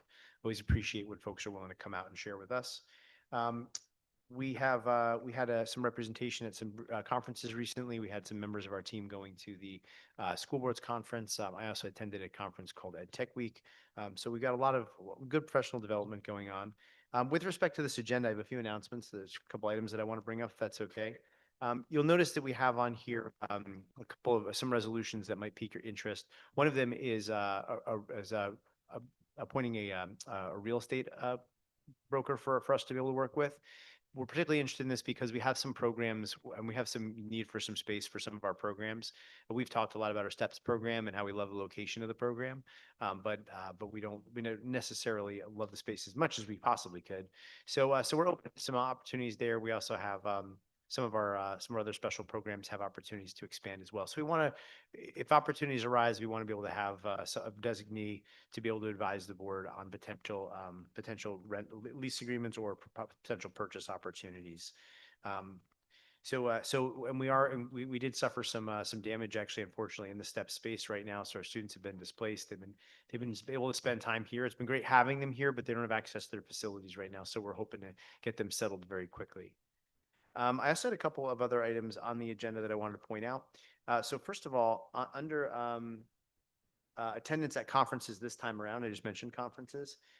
It was, there was a little oversight with respect to the tracking of the limit of the board approved limit on conference attendance. And we actually were over that. So I'm actually looking to confirm what that is. We have to confirm where the resolution is. I actually was not able to find it just recently.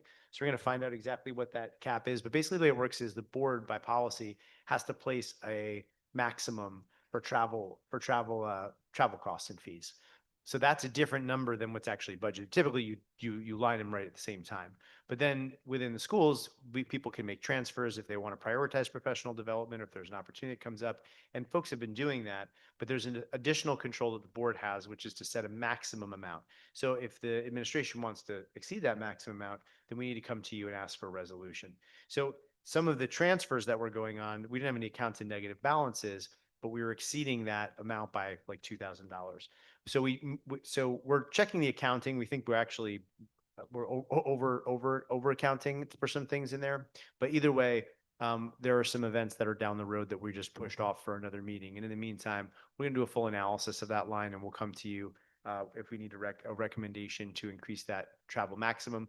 We'll do that, but we'll bring that with data to demonstrate what our projection would be for the rest of the year, what we think that we might need. So I'll keep you posted on that. But I do have an amended travel form.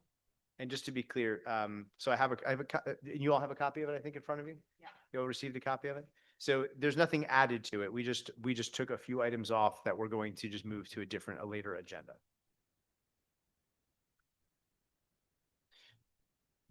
Any questions on that topic, board members? I have a question on the previous one, which I was waiting for you to complete your report. Oh, sure.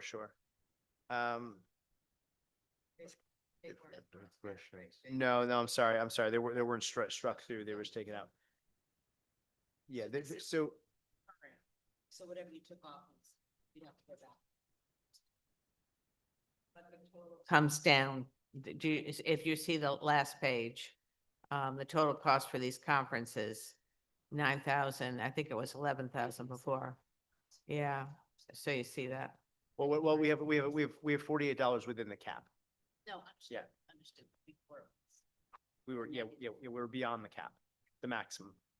So that, we'll have further discussion at the Yeah. next board meeting. Yeah, on particularly, that. and we'll bring conversation of finance also.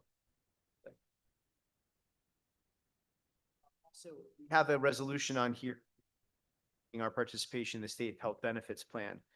We are aware of a very, very large increase in the state health benefits plan projected for us.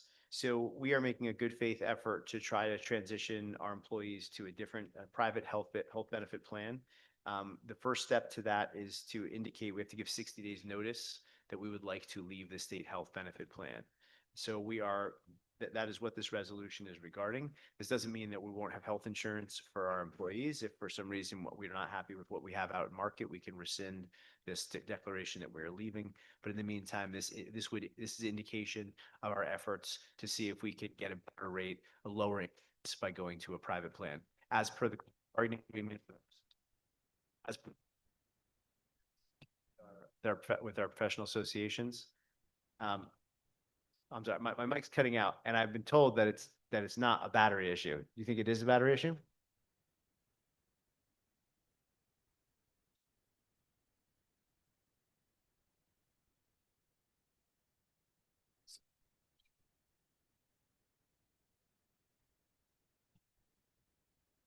All right, hopefully that's a little better.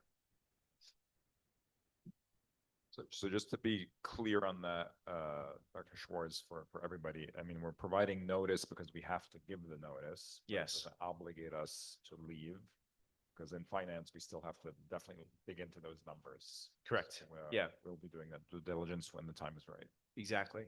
And we're concurrently with making this notice, we are putting ourselves out to market. We talked about with finance, and we will come back with finance with some updated information as we learn what happens when we go out. No interruption in coverage. Yeah. Until our broker moves into a new program, right? Correct. There's But you no, don't want yeah, any there's exposure that way. there's no interruption in coverage. Okay. We will have open enrollment again so people can have a chance to kind of reassess where they are, even though the current open enrollment is closing. This is if we transition. And then lastly, per the collective bargaining agreements, the plans that we offer will be equal or better to what is offered by the state plan, because we're required in the collective bargaining agreements. So if we have a resolution on the table that we are voting to discontinue the current state health insurance. And by that time, if we do not have a new one in place, then how will they continue if we are already voting to discontinue the state one? We would then just vote to rescind that. Is there a need to notify the state that we are not going to participate then, and then if we rescind it, then will we be allowed to opt in again? Yeah, they want people to stay in the system. Yeah. So, but even if we notify them that we are going to discontinue, we have an option to join back? To rescind. Well, we just wouldn't leave. We're not leaving. We're just giving them the required 60-day notice before we're short on that time period. So we're now giving them a 60-day notice saying we intend to leave, but if we're not ready, we don't have our ducks in a row, or we disagree, we don't have to leave in the 60 Your question is it binding? Right? Yeah, is it intent to leave, or is it that we are leaving? Or intend to leave, but it's just intend to leave. As I understand it, the act of leaving is significantly more than just sending a notice, right? No, it There's- says resolve to terminate its participation. Right, but my understanding is that our broker has to take a lot of steps to kill it tonight. Am I right about that? So Yeah. this is preemptive to leave the state employee health benefit plan. Requirement is 60 days notice prior to leaving the state plan. If we find out after, say, by December 1st, a new broker doesn't have a better plan for us, go to a better than, we now rescind this resolution to go back into the state plan effective 1/1/2026. Right. There's no interruption of service, no. Right, so that's what, so we're not gonna lose anything.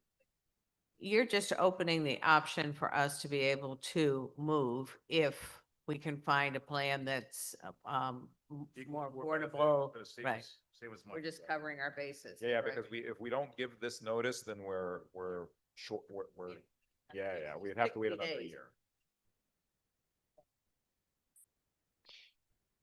But then the message for us is let's be conscious of the meeting dates, right? Is the last meeting we have in the year December 8th, or do we have some? Right, so that means But we could have we could have a special meeting and we would just have do to that. we would have to pass a resolution, right, to we rescind needed it. that Yeah, Chris- notice if we're not moving off. So we definitely have, we basically have November. We Yeah. have November. We have to figure this move, out. we Yeah. have to move quickly with this, our new broker, if we agree But to. I'm still waiting to see numbers. We haven't seen numbers yet. So I think the concern is, the point of this concern is the resolution says to terminate. Right? So and it has to say that, right? So in a theoretical perspective, right, there's the concern of, well, if we say we're going to terminate, like what happens if the state turns around and says, no, you terminated, you're done, and we can't get an offer from somebody else, right? Right. So I don't, my understanding is they can't do that.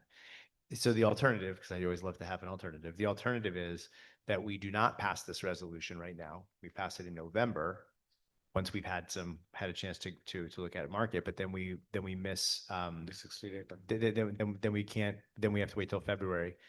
The cost increase that we're looking at is in the ballpark of, I think, 1.7 million for the remaining time period. If that was that the number I heard correctly? It's a significant number. Yeah, so we're talking about hundreds of thousands of dollars by waiting. So that's the reason why we're feeling like we want to move on it. And to be clear also, I mean, we just changed the broker last meeting, right? So Yeah. the team is moving as fast as possible, but we would just have to get very tight on the numbers. This meeting. Or this meeting. Yeah. And So the we other, need to move on that. so Dr. Schwartz, from your report, another item that you already touched upon is the realtor. The way this resolution is worded, the numbers to me are confusing for the realtor. It says Darwin Realtors was the sole respondent and will receive a 2.5% commission rate.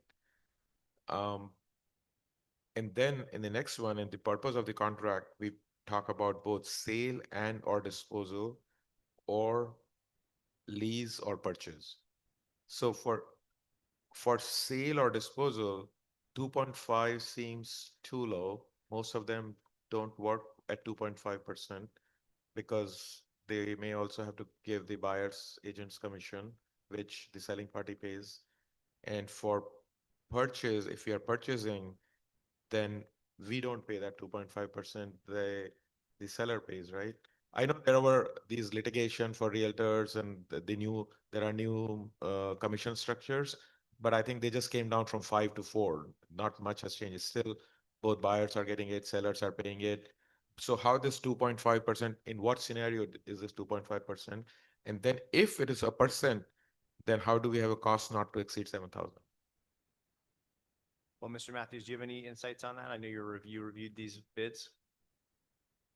So 2.5% was based on a lease and a rental. The cost not to exceed $7,000 was a number that we put out there because we didn't think that the commission rate would go over $7,000. We went out to bid like 3 or 4 times, and we obviously couldn't get anybody to bid. So the last time came up with this agreement that the 2.5% was based on a lease, even though it's not spelled out here in this rate because we're looking at leases only. Okay. So for leases, don't the seller or the lessee or the landlord pays in New Jersey for lease? Do we pay if we are going to lease it? Do we pay it with the commission The rate? commission? Or should the landlord?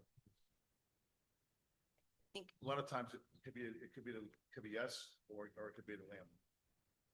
Okay.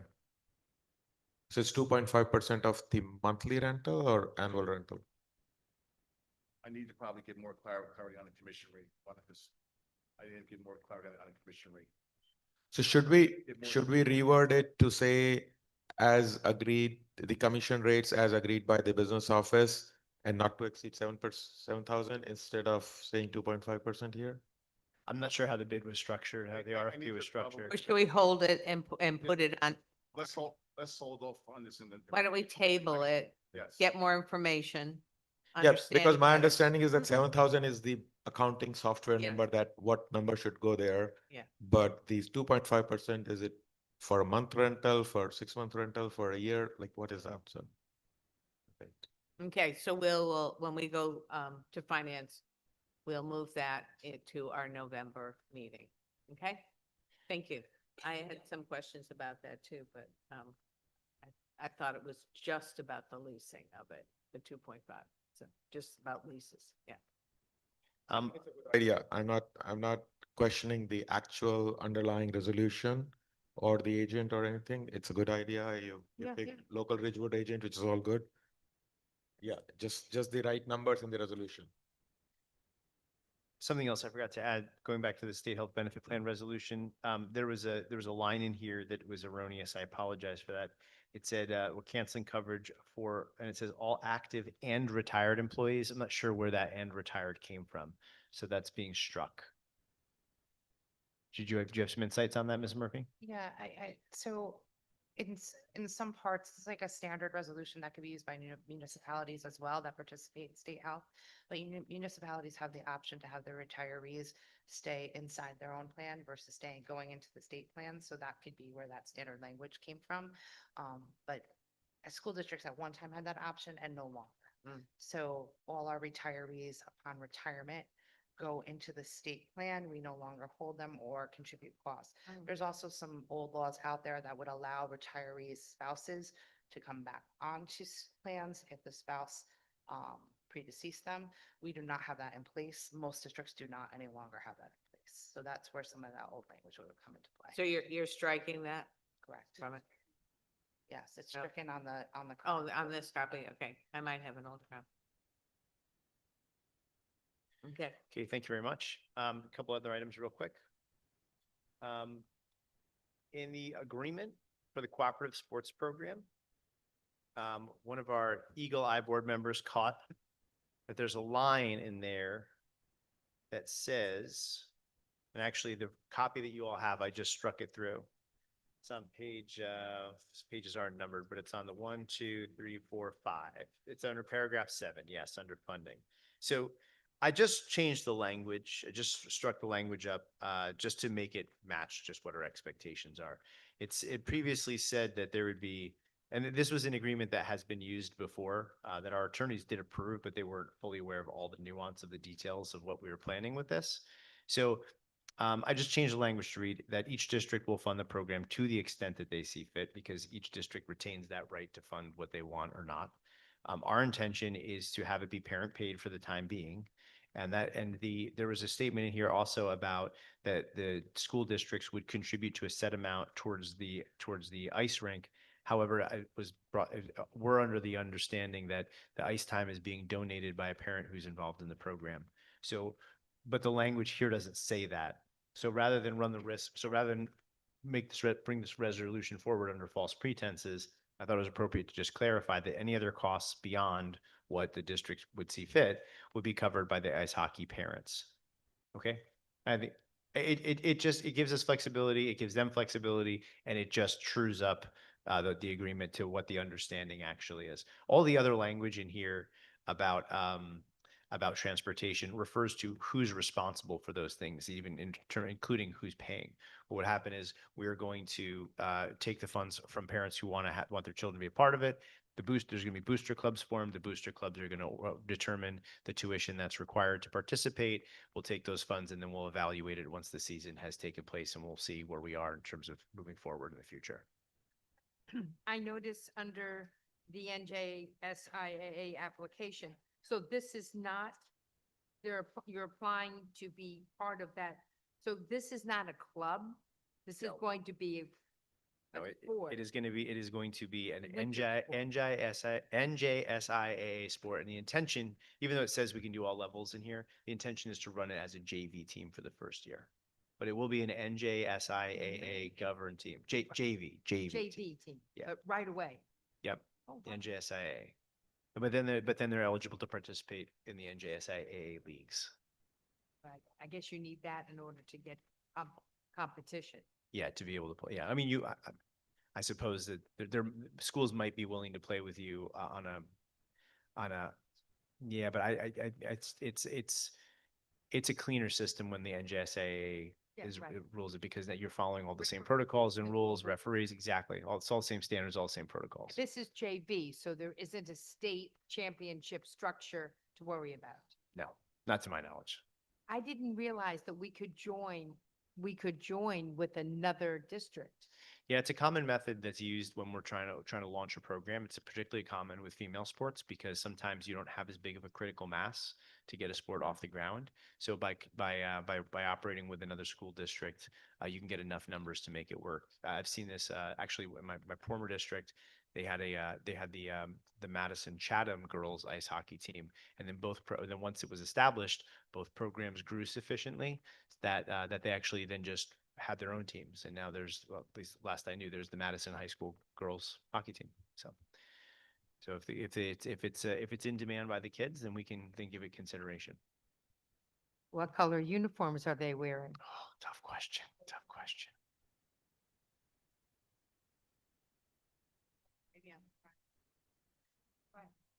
Just like Kelsey's mom had to wear a Eagles and Kansas City. All right, we're gonna get the maroon man there? No. Last thing that I have here is we discussed in committee that the bid for the window project at Ridge and Glen was out, and we were going to be getting those back, and we had hoped to bring them here. So it was a little bit of a squeeze for us to walk them in.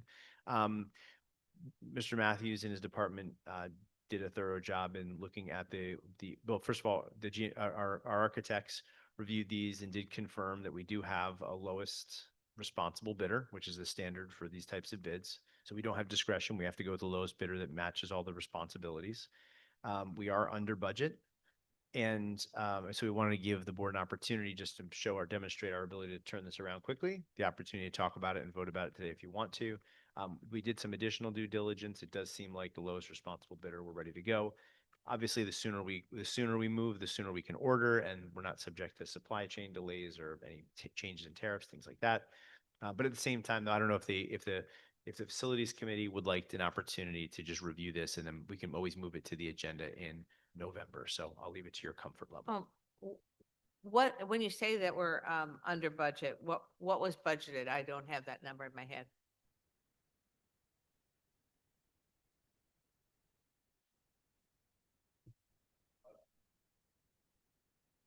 So from my perspective, so when we went to, we had HVAC project and we received, our budget for that HVAC project was to go up to $13 million, I think, or 11 million, 30 million, what that number was.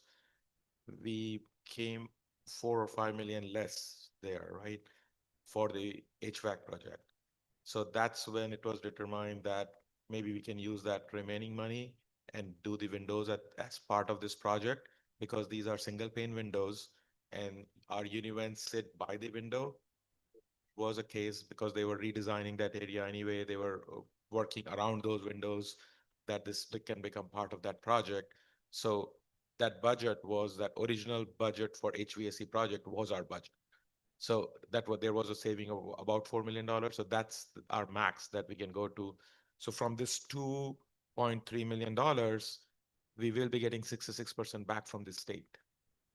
So Ridgewood's cost for this is pretty small for the work that we are doing, that these are single pane windows in elementary school. We are losing heat and security, like safety issue. So we'll get double pane, temper proof windows. So we'll save on energy and we'll only pay 1/3 of this.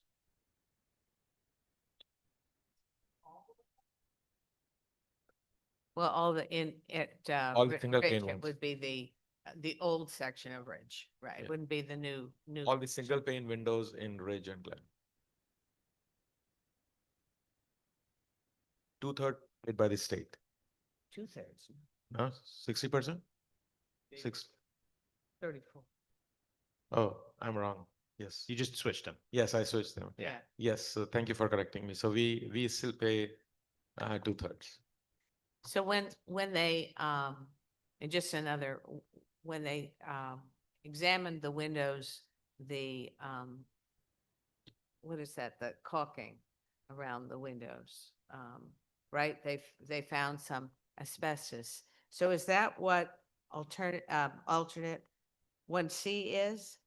Is Yes. that to make sure that when they take out the windows, that's removed and air, So air testing is done to make sure, and they will never take out any windows that they cannot, because they'll be working at night or late in the afternoon. Mid-shift. Yeah, So the abatement is included as part of the alternate A for the windows.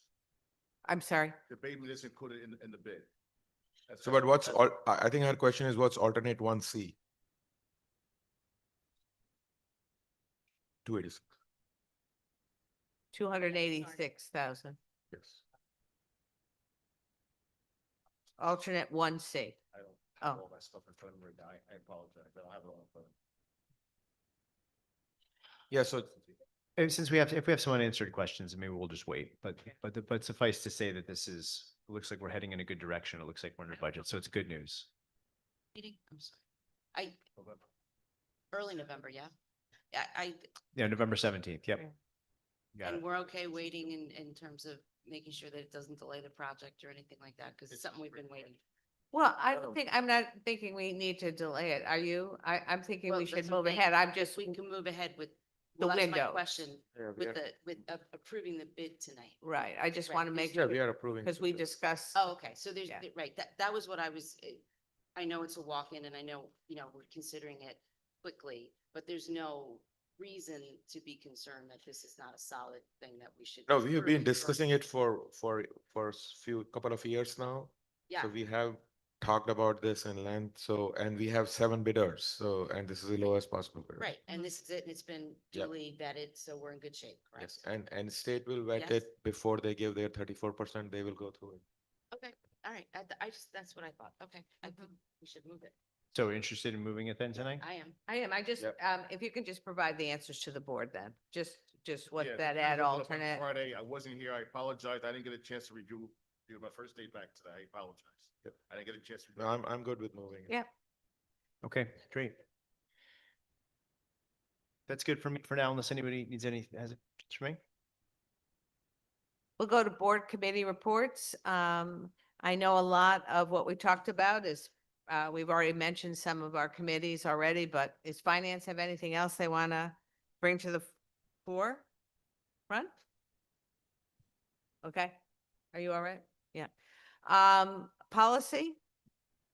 That any items we're talking about are up for approval in today's agenda. They've been discussed. They're not new. And most of the recommendations, we'll say again later, are mandated by the state. Okay. Let me see, so facilities, pretty active. We did have a JRC meeting, for Willard, on Friday, and, really, it's a very positive report for our new custodian services. It appears things are going well, moving forward. Maintenance, is closing some of the old work orders, so we have, I think, fewer work orders than we have had in the past, so that's a real positive. And our grounds people are working. There's still work to be done, but I think overall the grounds are looking better, at least around the schools. Some of the fields appear to be looking better too. So it's early in the game. I'd like to see what happens in the spring. I understand that maybe Brookside got a blanket this week. You know, Yeah, yeah, Brookside was closed. I'm not sure. Yeah, yeah. great. So, so that's good. So on facilities, there's a lot going on. So there's the comprehensive maintenance plan that's on the agenda. This is an annual, event for us to provide that to the state. It's the health and safety checklist. The resolution for athletic field cleanup services is on our agenda. And also expanding the number of architectural and engineering firms that we may use as throughout the year if needed. So updates were given about Glen and Ridge HVAC. That's moving along. I think in Ridge, we were told that all of the univentilators were installed. And at Glen, they're still, they are working through the installation of them in the different classrooms. And we got the answer to the, our water permit exception. So we do have to follow the town rules.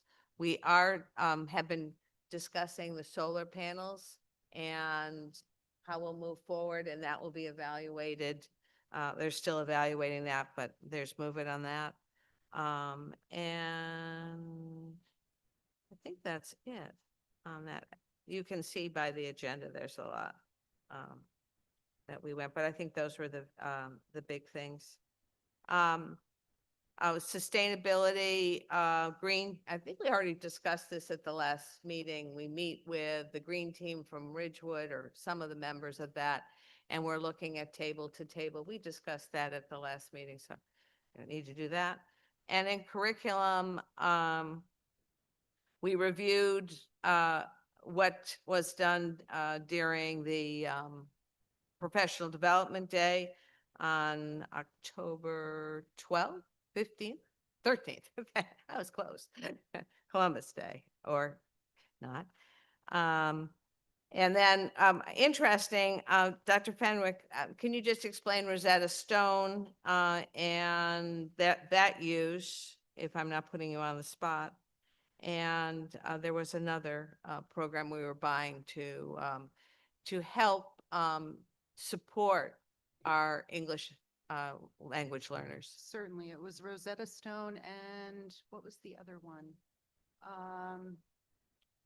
Rosetta Stone will be helping our MLs, our multi-language learners, in being another resource to them. The other program that we were working on to bring on, sorry, 3 more seconds, would be helping the family, Lexia. So Lexia is a platform that will help both language development and translation service for both the students and the families. So we think that that's 2 ways to move forward in providing additional services to that population. And that second program can be used at home. So it will be important for the district to make sure that there's connectivity in the home so that those online programs can be used effectively. Yes. Yeah. There's a lot going on. School self-assessments for determining the grades, anti-bullying, that's on the agenda tonight. We heard from Mr. Ross about programs, pathways, and proficiencies. And if you click on that link in the program, in the minutes, you can see some of the work that's going to be done to move forward on our Vision 2030 in curriculum and instruction. Okay. Do you have anything on CPAC, Mary? No. Okay. Communications Committee. Right. sorry. We haven't met. We meet every quarter-ish. We are meeting in November, so we'll have something for the next meeting. Because I was missing you. I know. Well, we won't let you down. We'll have extraordinary news, right, Mrs. Corliss? Okay. So now we can go to consent items, regular and routine. And our first is attendance at conferences as we discussed and amended today. So we can move forward with, if you want to move forward with Dr. Schwartz's recommendation. I'll move attendance at conference. Would someone like to second it? I'll second it. Are there any further questions for Dr. Schwartz on that? Okay. Okay, motion by Ms. Brogan, second by Ms. McCalley. No, Mr. Donnie? this is handy. Ms. Haney, I'm sorry. Mr. Donnie? Yes. Ms. Haney? Yes. Ms. McCalley? Yes. Mr. Mahmood? Yes. Ms. Brogan? Yes. Okay, our P is administration, and here we'll see the New Jersey CUSAC. Everybody's aware of that, right? We're going to be submitting the performance review, also self-assessments for the different schools on the Anti-Bullying Bill of Rights Act and Opportunity, and the first reading of some policies and regulations. Any questions? Okay, I move that. So would someone like to second it? I'll second. McCalley? Donnie? Yes. Ms. Haney? And we're going to, Real quick, can we just clarify that item number 7? right, So B7 is as amended. right. Thank you. Thank you. Okay, so I move all this again with B7 as amended, okay? Okay, motion by Ms. Brogan, second by Ms. McCalley. Mr. Donnie? Yes. Ms. Sandy? Yes. Ms. McCalley? Yes. Mr. Mahmood? Yes. Ms. Brogan? Yes. Curriculum and instruction, we've got 2 items there, field trips and the 2025 community school program, additional fall programs. Someone like to move that? I'll move. Someone like to second? I'll second. Great, thank you. Ms.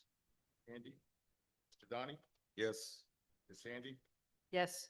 Ms. McCalley? Mr. Mahmood? Yes. Ms. Rogan? Yes. Passed 5-0. Okay. We're at Human Resources. Thank you, Jamie. Again, you're taking up a lot of the agenda. Real estate there, yeah.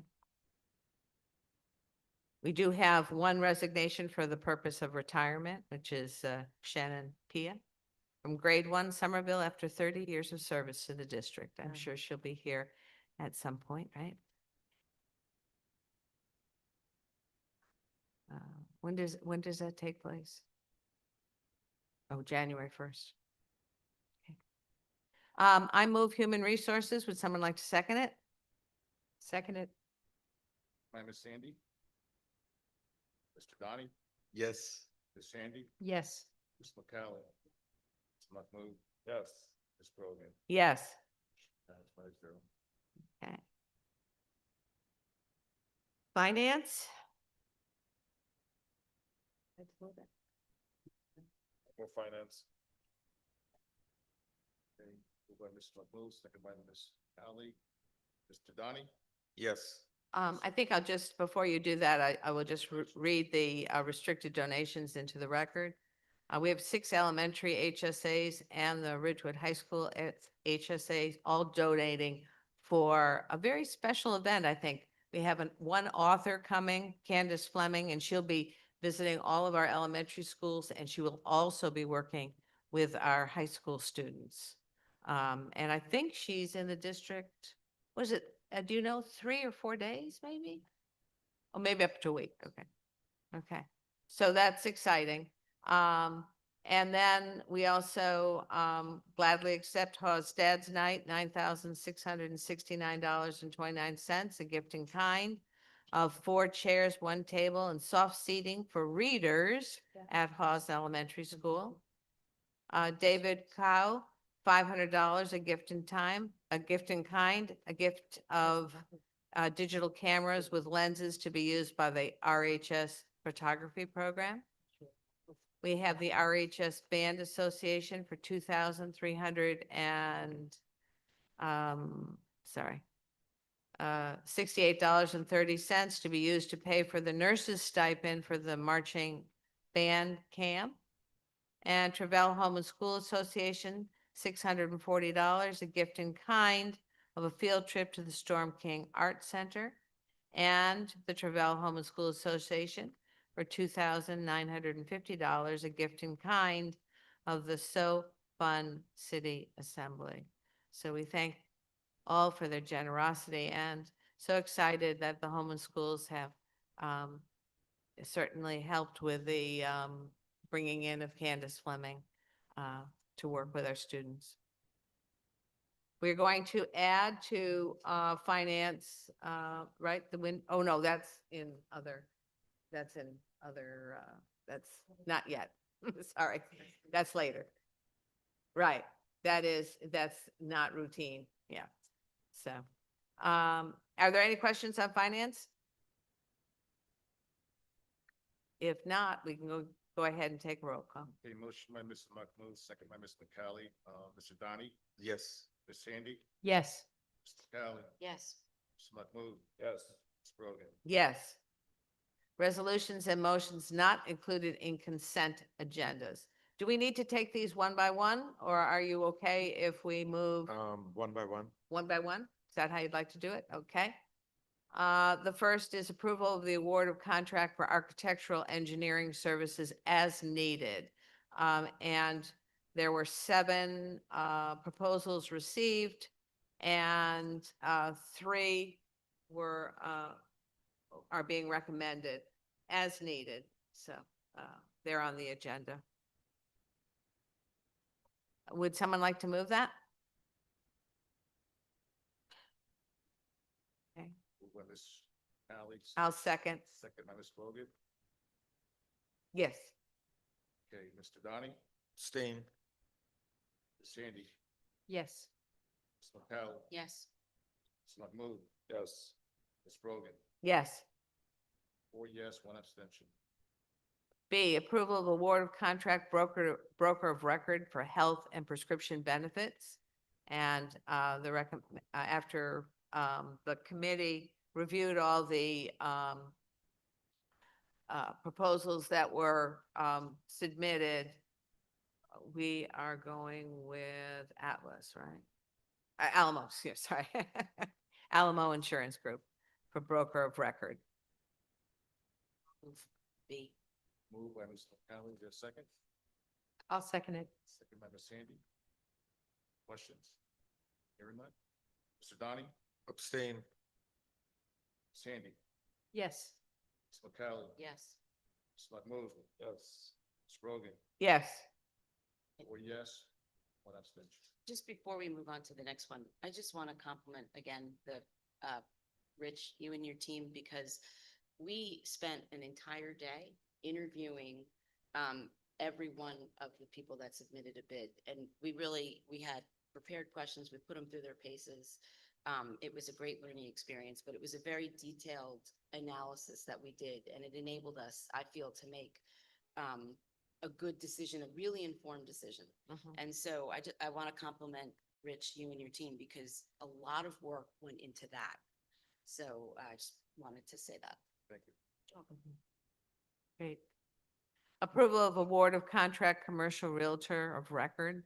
And only one bid was received for that. Being table. Oh, we're not. I'm sorry. I'm sorry. I'm sorry, we didn't close the loop on this one. Yeah. So I am recommending that we move it forward. And the reason that I am is that per our conversation, the cost not to exceed was not part of the RFP. We set that number. So the point was that if we were bidding it out only for an amount that was under the bid threshold, it didn't help us.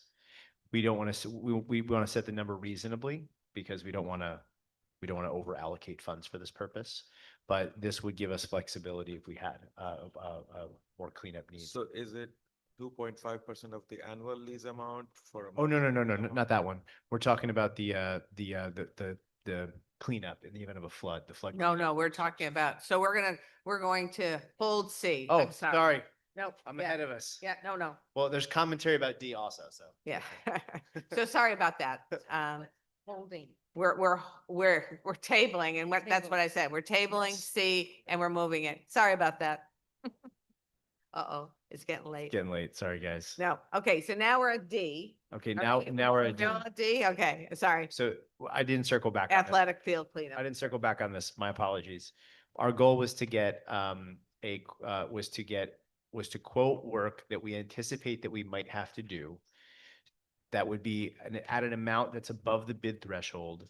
Because if we have work that exceeds the bid threshold, which is $53,000, which does happen sometimes, then we would have to go through this process then before we could clean up.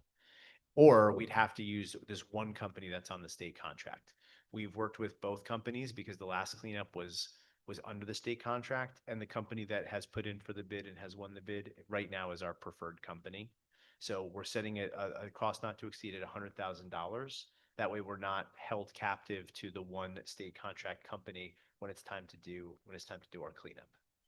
And if it's more than $50,000, now insurance company will need to get involved. And don't they have a say of who are we picking? No, they don't have a say. I sent them an email, I think I copied to it, they have no say, so it will be paid. It's a reimbursement because it's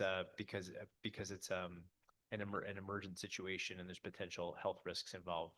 The onus is on us to clean it up as quick as possible. But if it's more than 50, they'll repay. Right? That's 50 is yeah, excess So of if 50. it's 53, they pay 3. Yeah. So just a question. So apologies if I missed it in the finance committee meeting, but it's $170 an hour per laborer? This is very high. Like almost an attorney. I think they use very heavy equipment. And I think it's related to the technicality of the work. Yeah.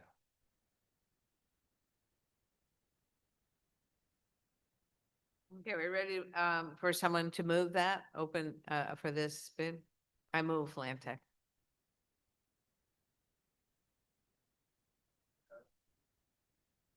No.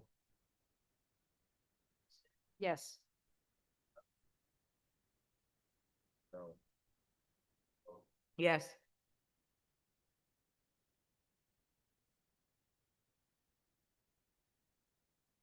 Okay, we discussed this already.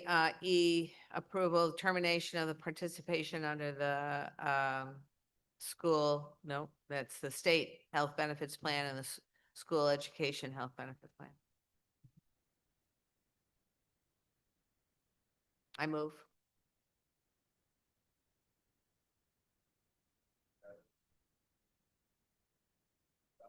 Abstain. Yes. Yes. Yes. And now this is the walk-on for the resolution and motion for the windows replacement project at Glen School and Ridge Elementary School. And we'll just get that information on what was the original budgeted amount and the ad alternate. Yeah. So I move resolution on the window project. I second it. Or do you need it? Oh, I'm sorry.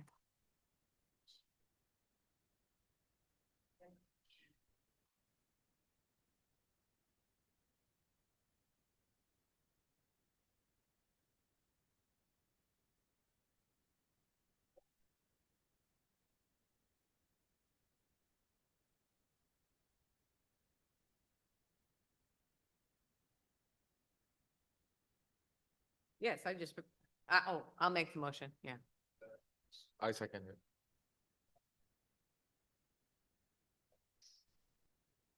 Yes. Yes. Yes. Yes. Yes. And I have another resolution to read into the record. Be it resolved, I move, be it resolved that the Ridgewood Board of Education has reviewed the residency of student number 817540 and student number 817588 and has determined that the students are not entitled to a free public education in the Ridgewood Public School District. May I have a second?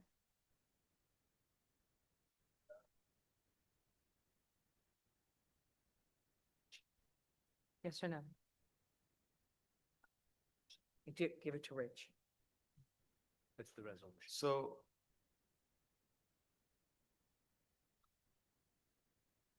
yes. Yes. Yes. Yes. Yes.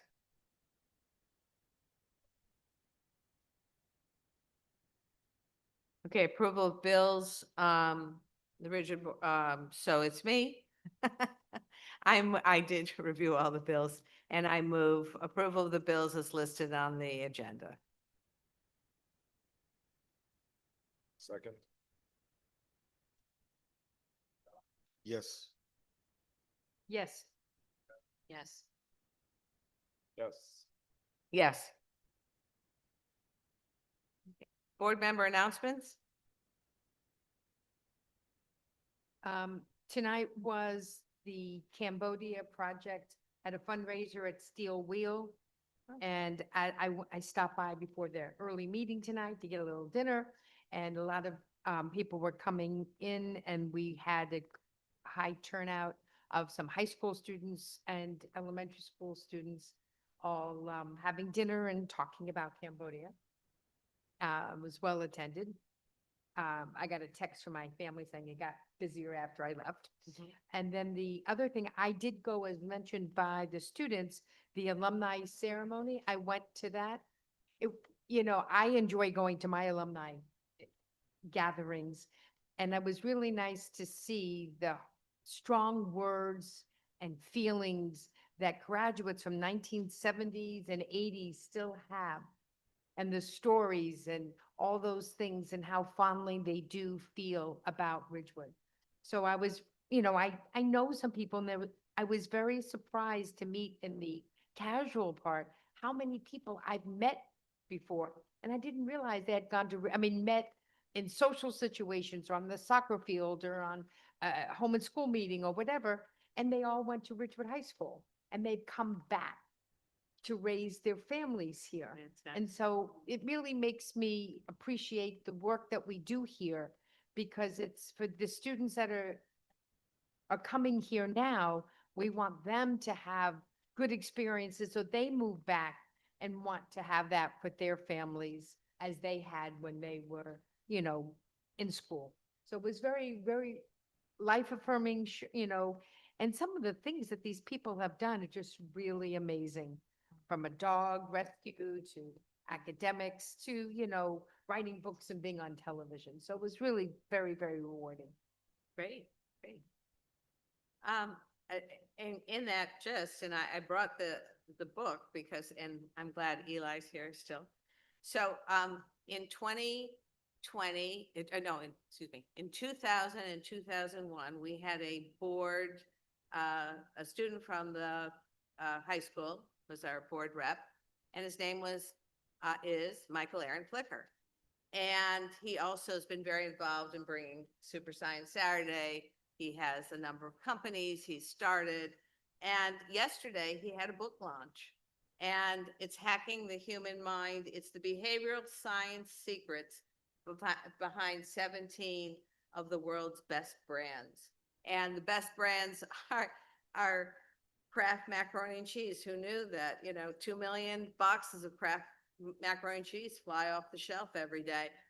And why is that? And why do people buy it? Apple, why Amazon? Why are we glued to Amazon? Red Bull. So it's really an interesting look at the behaviors of people and why they purchase, and also what's the science behind these companies grabbing your attention and you wanting to be there. So who doesn't use Amazon? Is it easier to order and have Amazon on your door the next day than go to a store? Sometimes, yeah. So interesting. And he is an alumni of Ridgewood High School. So it was really exciting to see that. And having worked with him for years on Super Science Saturday, so much to see his success. And then last night, and Sarab was there, Diwali celebration was at the high school. I thought really well attended.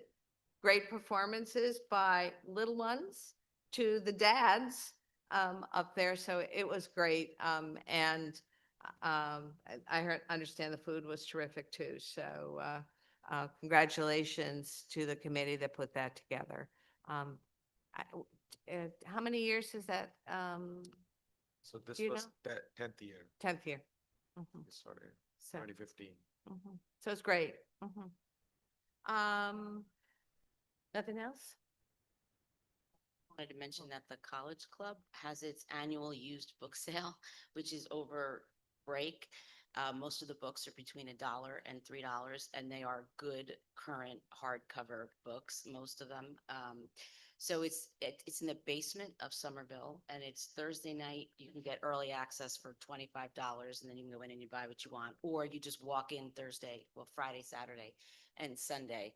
And the reason why I mention it is, first of all, it's a great deal if you like books, but more importantly is that the money they raise goes to scholarships, which go right back to our students. So it's a worthwhile thing to support. Okay, discussion items. We've had two policies and regulations that were reviewed by the policy committee. Did anybody have any concerns? I guess we are going to discuss whether coming to the Board of Education is the fourth step in that or not. Grievance, yeah. I think we had it in there as Yeah. the fourth step. The question that I had Mhm. was when you're dealing with a student grievance, say for example, with regard to a grade, right? I understand why there would be an appeal to the board, but I wanted to be certain that when it comes to an academic judgment call, unless it's arbitrary and capricious, I don't think the board should have the ability to override a teacher's judgment. And that was just a concern I had, and I didn't know if we wanted to include in the policy some language that kind of limited the board's review to the process or something. Because I do think that's- it's important to maintain the independence of the academics. Were you, is this just coming to you now, or had you No, discussed this in we committee? started the discussion and Oh. then for a variety of reasons, it kind of got truncated. Okay. So, I thought it might be appropriate to raise it here just to see if I'm the only one who thinks like that, or if somebody else thinks it's reasonable, and that we can bring it back or if we Most, don't. if it comes to board, it will come to the board per superintendent's recommendation. That's not my understanding. I don't have the policy in front of me and I can't figure out how to use my Chromebook today. But I actually thought that it goes to the superintendent, and then if they don't like what the superintendent says, they can appeal to the board. So the superintendent will certainly come to us and explain what the rationale is, but we would have I believe if you're appealing, we have the ability then to overturn whatever decision there So, was. so let me ask a question on that. Are we saying on academics, the teachers are making the right decision, but when it comes to HIV, the teachers or principals or admins may not be making the right decision, and board has the authority to override that? So those are two completely different things, I think. And I understand why you're making the comparison, and this is a discussion we can certainly bring back to policy. It's just that I think that if a teacher, if there's an essay that's written and one of our English teachers or our history teachers says, it's simply not A work, it's C work or B plus or whatever it is, that can go all the way up the chain. And for us to turn around and say, I think it's good enough to be an A, I think is not right in that sense. I just think it's not an appropriate use of board authority. And so I want to be protective of academic integrity. HIB is different. It's statutory. We can have conversations about that. But I think it merits looking at this particular policy independent of that. And my thought was to come up with some language that simply says, if, for example, there was evidence that it was arbitrary and capricious or something, and I can't sit here and come up with this a scenario, but I think that there needs to be some protection that 5 elected officials are not given the authority to override the academic judgment, assuming it's purely come to, right, and with integrity there, and there's no evidence to the contrary, that we should be able to override that. So I get your point. I just think that if this language is coming from Ross Esme or our attorneys, maybe it should go back to them as a question. Well, that that's why, a good question, and yeah, why did they originally recommend that? What was the rationale behind that? okay, that's fair. Right, because it's not That's coming fair, but from we'll a board definitely member, it's make not more coming work. from us. So Okay. what was their reasoning to recommend a specific language? It Okay, should go. so I'm glad Yeah, we have the discussion, so we'll bring Yeah. it back. Right. And then we can just we can address that at the next policy meeting. Thank you. You That- feel- Yeah, you might want to, I didn't exactly hear what you said, but did you say maybe Strauss Esme Yes. can opine Yeah, on? they yeah, can opine, why did they recommend this? Right, yeah. Okay, Maybe it's a Or state to bring up statute your or- point, Right. can we, or, should or we? is it Yeah. appropriate to do that, or is there a reason why we shouldn't do that? Right. Exactly. No, Yeah. I'm. Yeah, so they speaking can for help that. you rewrite the. No, thank you yeah. very much. Yeah, Yeah, that's great. Great We'll do that. idea. Mhm. Okay, Okay, so it will come back then, under discussion. Spectator code of conduct, that was pretty straightforward, I thought. Yeah. viewed and commented upon by our administrators, right? And they were happy. with it. Yes, And the coaches, right? Coaches, So, yeah, I think we're good with that one. yes. okay. And I can I just add one thing just to the You- just to the grievance thing real fast, Oh, one you may, comment, sure, real quick. absolutely. So I just wanted to fact check this, just to be sure that it was clear. We do have policy on a grading system specifically, and the grading system policy specifically says that the final decision on any tested grade rests with the principal, or actually says, will be the responsibility of the principal. That's something that we had in my last district, and I'm very careful with too, because I don't, even as the superintendent, I'm not going to insert myself into an academic situation and say that I'm going to regrade something. So if I find a circumstance where maybe a teacher's process may have been flawed, or a student should have some, like a grade wasn't fair because of like they didn't get an accommodation or something like that, then what we'll do is I will give an order that there has to be some sort of an effort to like make it right by the student, and to give the student an opportunity to maybe earn back credit or to address it another way. But I'm bringing it up because you were very specific about bringing up grades, and I do agree. And the grievance procedure is more about what I just described, as in like was a classroom process carried out in a way that wasn't fair. Okay. So and that's where, and to be clear, I don't have a opinion about this. I think I'm advocating that we clarify whatever our grievance process is, because I think it would help give some efficiency to our ability to resolve concerns and keep things moving. And generally speaking, I'm a pretty big fan of appeals, so I actually don't mind. I think it's healthy to say that there'd be a level of appeal beyond the superintendent, because if they're not happy and they do feel like they're wronged in some way, shape, or form, they may very well have some other legal recourse, in which case having an additional level of appeal is probably only a benefit to the district. So Is there a way of referencing then the policy on exactly- grades Yeah. so that it's It very does- it does- specific in that? That's I'm what I sorry. think we should do. Yeah. It does say here, I'm looking at the Strauss Esme recommendations, and it says, therefore, student grievances regarding matters specifically addressed by other board policies would not be addressed by this policy. Yeah. 57 yeah, that- maybe ten. maybe we want to call it 2624 as the grading system policy.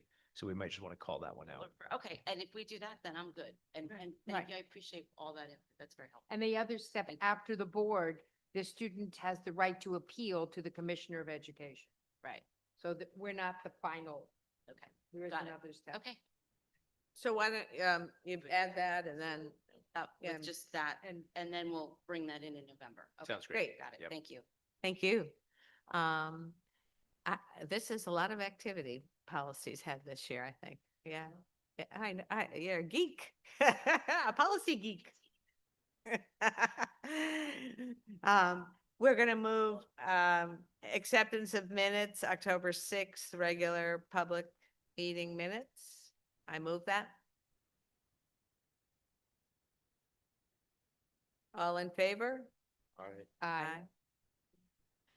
On other business, this is my reminder because I haven't even finished it. Board self-evaluation.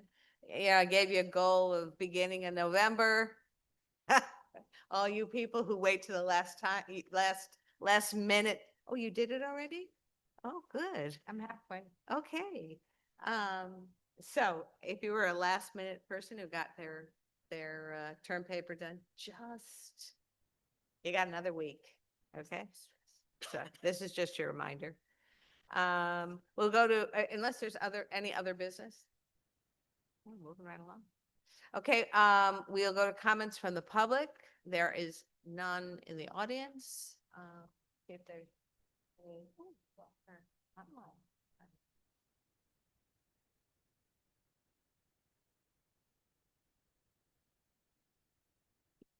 Okay, not seeing any online comments. We'll close public comment.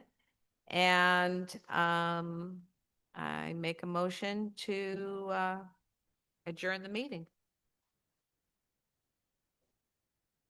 Aye. Aye. Oh, no, I want to stay. Oh, gee, okay. What do you say? I think it's Mary Lou.